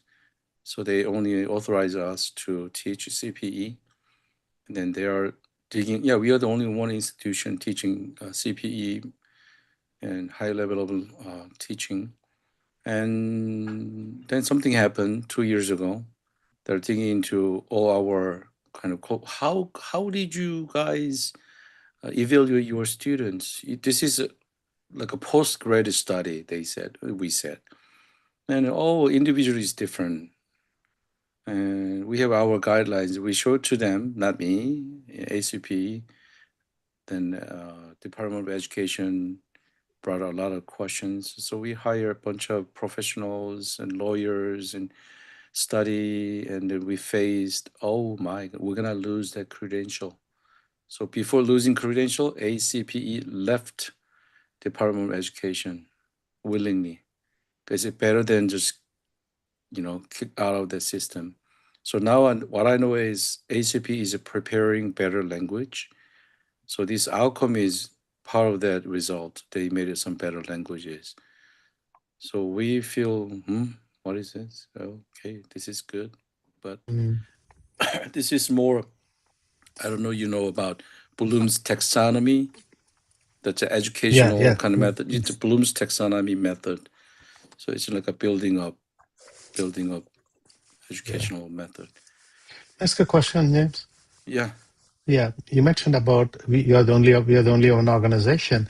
But what about if somebody is doing a residency at Stanford or anywhere? Are they not the same indicators that they use? No, they don't. They have different indicators. Oh, Now, wow. yeah, we're the only institution. So APC and NACC. APC is Board Certification Agency working with us, and NECC is Catholic, and J something is Jewish. They all connect with the ACPE. Then there's other CP schools. There are many other CP schools, Southern Side and here and there. They're making their own. They were not able to make it, but because of 2 years happening, they are making CPE more effective. I guess that's good. So it used to be only one school, which is ACP. Now we have a couple of schools I see. so that they can be board certified chaplain and they will be able to work in hospital setting, which is, I Yeah. think, which is better. Yeah. What I heard was end of 2023, there were only 9 indicators. And the Q1 of 2024, it jumped to 21 indicators. No, we had a lot of indicators. We don't say indicators. We pretty much say outcomes and something like that. Awesome. Okay. Yeah. And even a lot of we need a brain. We need more brain in ACP. So if you want to become more educator path, please join us and help ACP. ACP is in kind of what are you doing? It's a great institution, definitely. But it'll be great if you are thinking about, okay, I'm gonna help ACP and clarify this confusing ACP outcomes.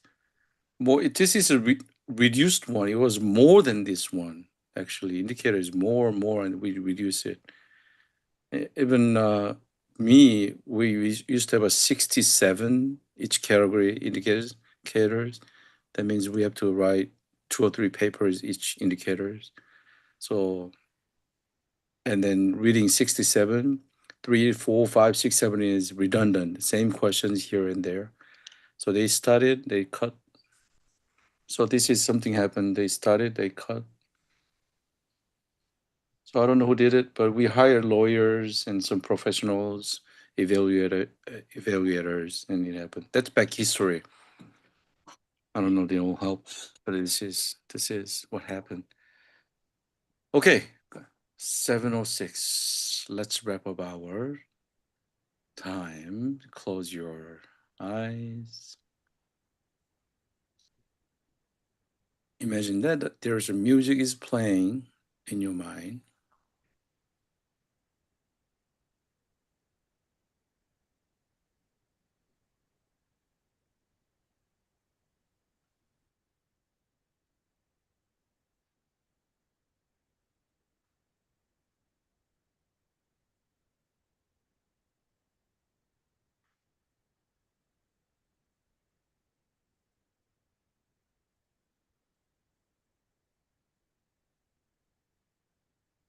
Surprisingly, sometimes the silence is the most beautiful music tune.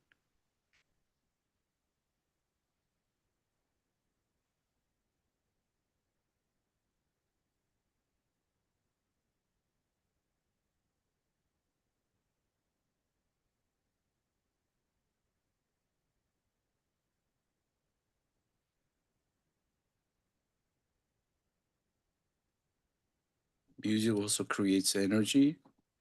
So I'm gonna gently ask you what music energy was happening in this group today. Was it joyful, delightful, jazz music, or piano, or sonata, or Beethoven, or rock music, or meditation music?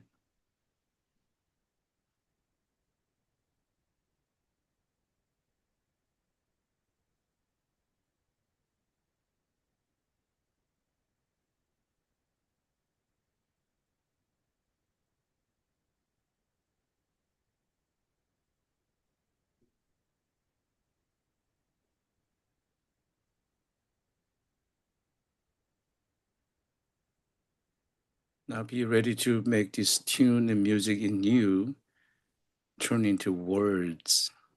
As we are wrapping up this class, gently open your eyes and see your peers. Now I'm gonna ask a couple of questions.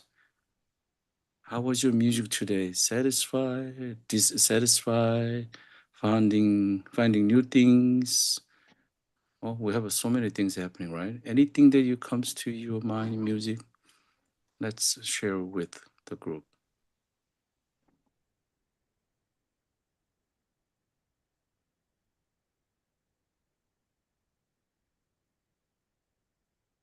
I can go. I am satisfied. I'm grateful to learn from Skip and Ram and David today. And the music for me that came to mind was um, a fugue. If you guys know what that is, like a What is fugue. that?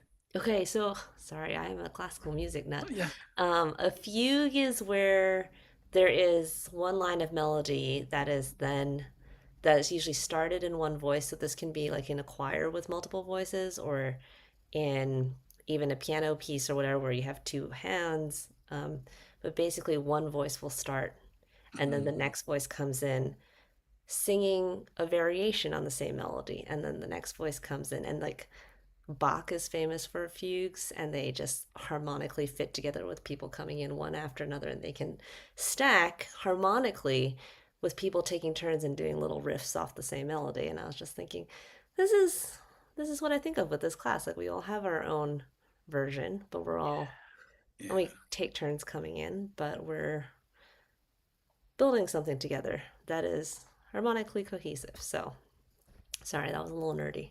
Oh, But beautiful. Wonderful. Yeah, we learned something. anyone else? Anyone else?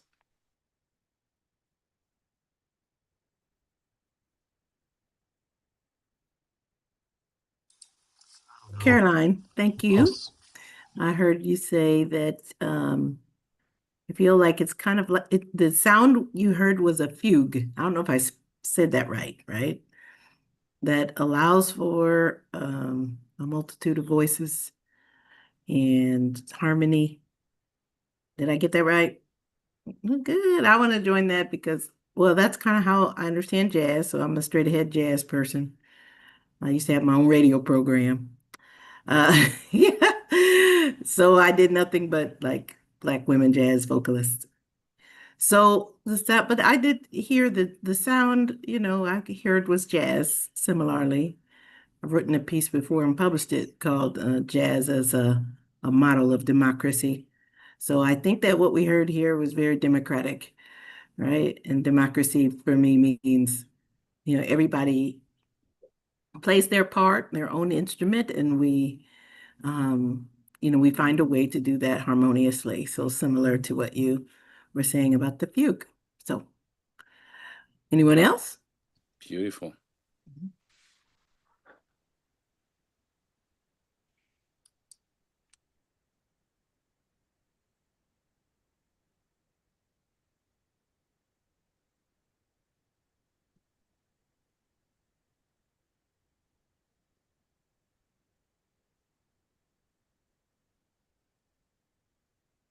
Hello, Annalise. Mhm. I heard you say that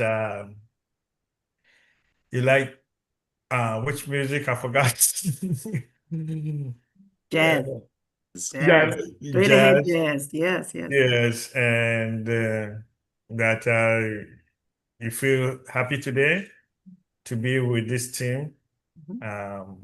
Did I heard you right? For the most part, yeah. Yes. I try to truncate it a little bit. I think it's been a long day anyway. Mhm. Um, I'm also feeling very, excited today. I feel, like this is where I'm supposed to be. This is something I should have learned many years back instead of spending so much time and learning theology. You know, this looks like an advanced form of theology, actually. I'm learning so much. I'm so glad to be in the same, group with you guys, learning from your experiences. Skip and Ram, we thank you so much for opening your heart and sharing with us everything that you have taken so many years to learn. I also want to appreciate our instructor, Reverend Kim, for all his support. I know things have been tough for me, but he has always been on my side. Supporting me to be able to complete this program successfully. Anyway, I'm glad I've been able to finish my second Bevetting, and I did it. I mean, because of your how much I've learned from you guys, and I want to express my gratitude and my appreciation for all of you, to all of you. Anyway, the music that come to mind, going back to Skip's presentation, the only music that came to mind is a reggae music by Peter Touch, who talks about equal rights and justice. And he mentions like everyone is crying for peace, but nobody's crying out for justice. And how can there be peace when there's no justice? Right? How can there be peace when there's no justice? So this is the music that came to mind. And I'm here and I feel good being part of this team. Thank you. Anyone else? Oh, David, thank you. You're excited to have finished your presentation, and what a wonderful artist you represent and bring to us. Reggae tradition of justice and social sensitivities match very well your passion and heart. Yeah. Did I get that right? Yes, Skip, you got it right. So mine is a venue. It's summertime in a park. 3 artists, 2 headliners come out. One is Rom, who comes out and does Bob Dylan's greatest hits with some new songs. And the crowd just loves it. This guy comes out and plays James Taylor, Country Road, Shower the People, and they like it. They love it. And then this other artist comes out they don't know about. He does some good music, but ends with a song that just makes the crowd go crazy with his analysis and his theology. And they leave just so happy. So I'm grateful for all the artists in these 3. And it was a good concert. Different music, great venue. We all leave satisfied. So I'm satisfied. Anyone else?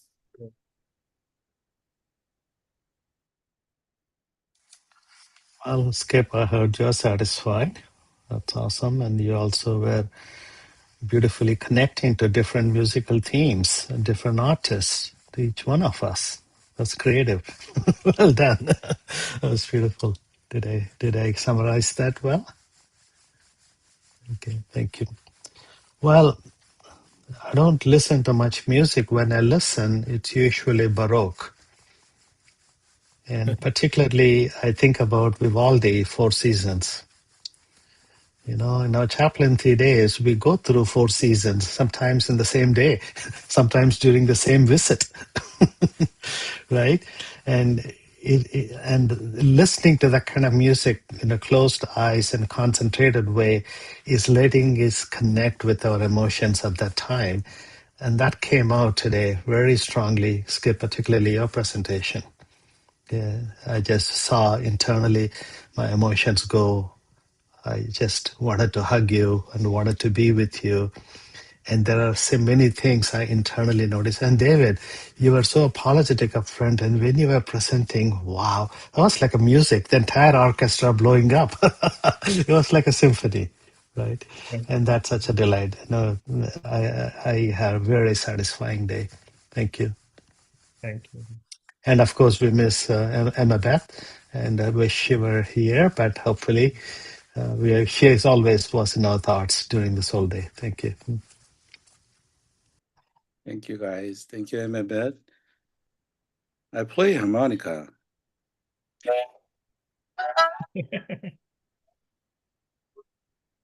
So I'm gonna play harmonica for my daughter's wedding. Anyway, I'm thinking about a music. It's beautiful. It's a little tiny piece, but it gives me all. I play in the car, and when I go to that visit, I always bring my harmonica, play to the family, and so seems to me this is music today. It's wonderful, well orchestrated, and each part making good harmony, beautiful piece. So this is great. Thank you all of your efforts and time and thoughtfulness and your love and care for each one another. Having said that, bye-bye. Have a good night. Bye-bye. Bye-bye. Bye-bye. Thank you. That's awesome. Take care Harmonica. all. Yep. Bye-bye. Bye.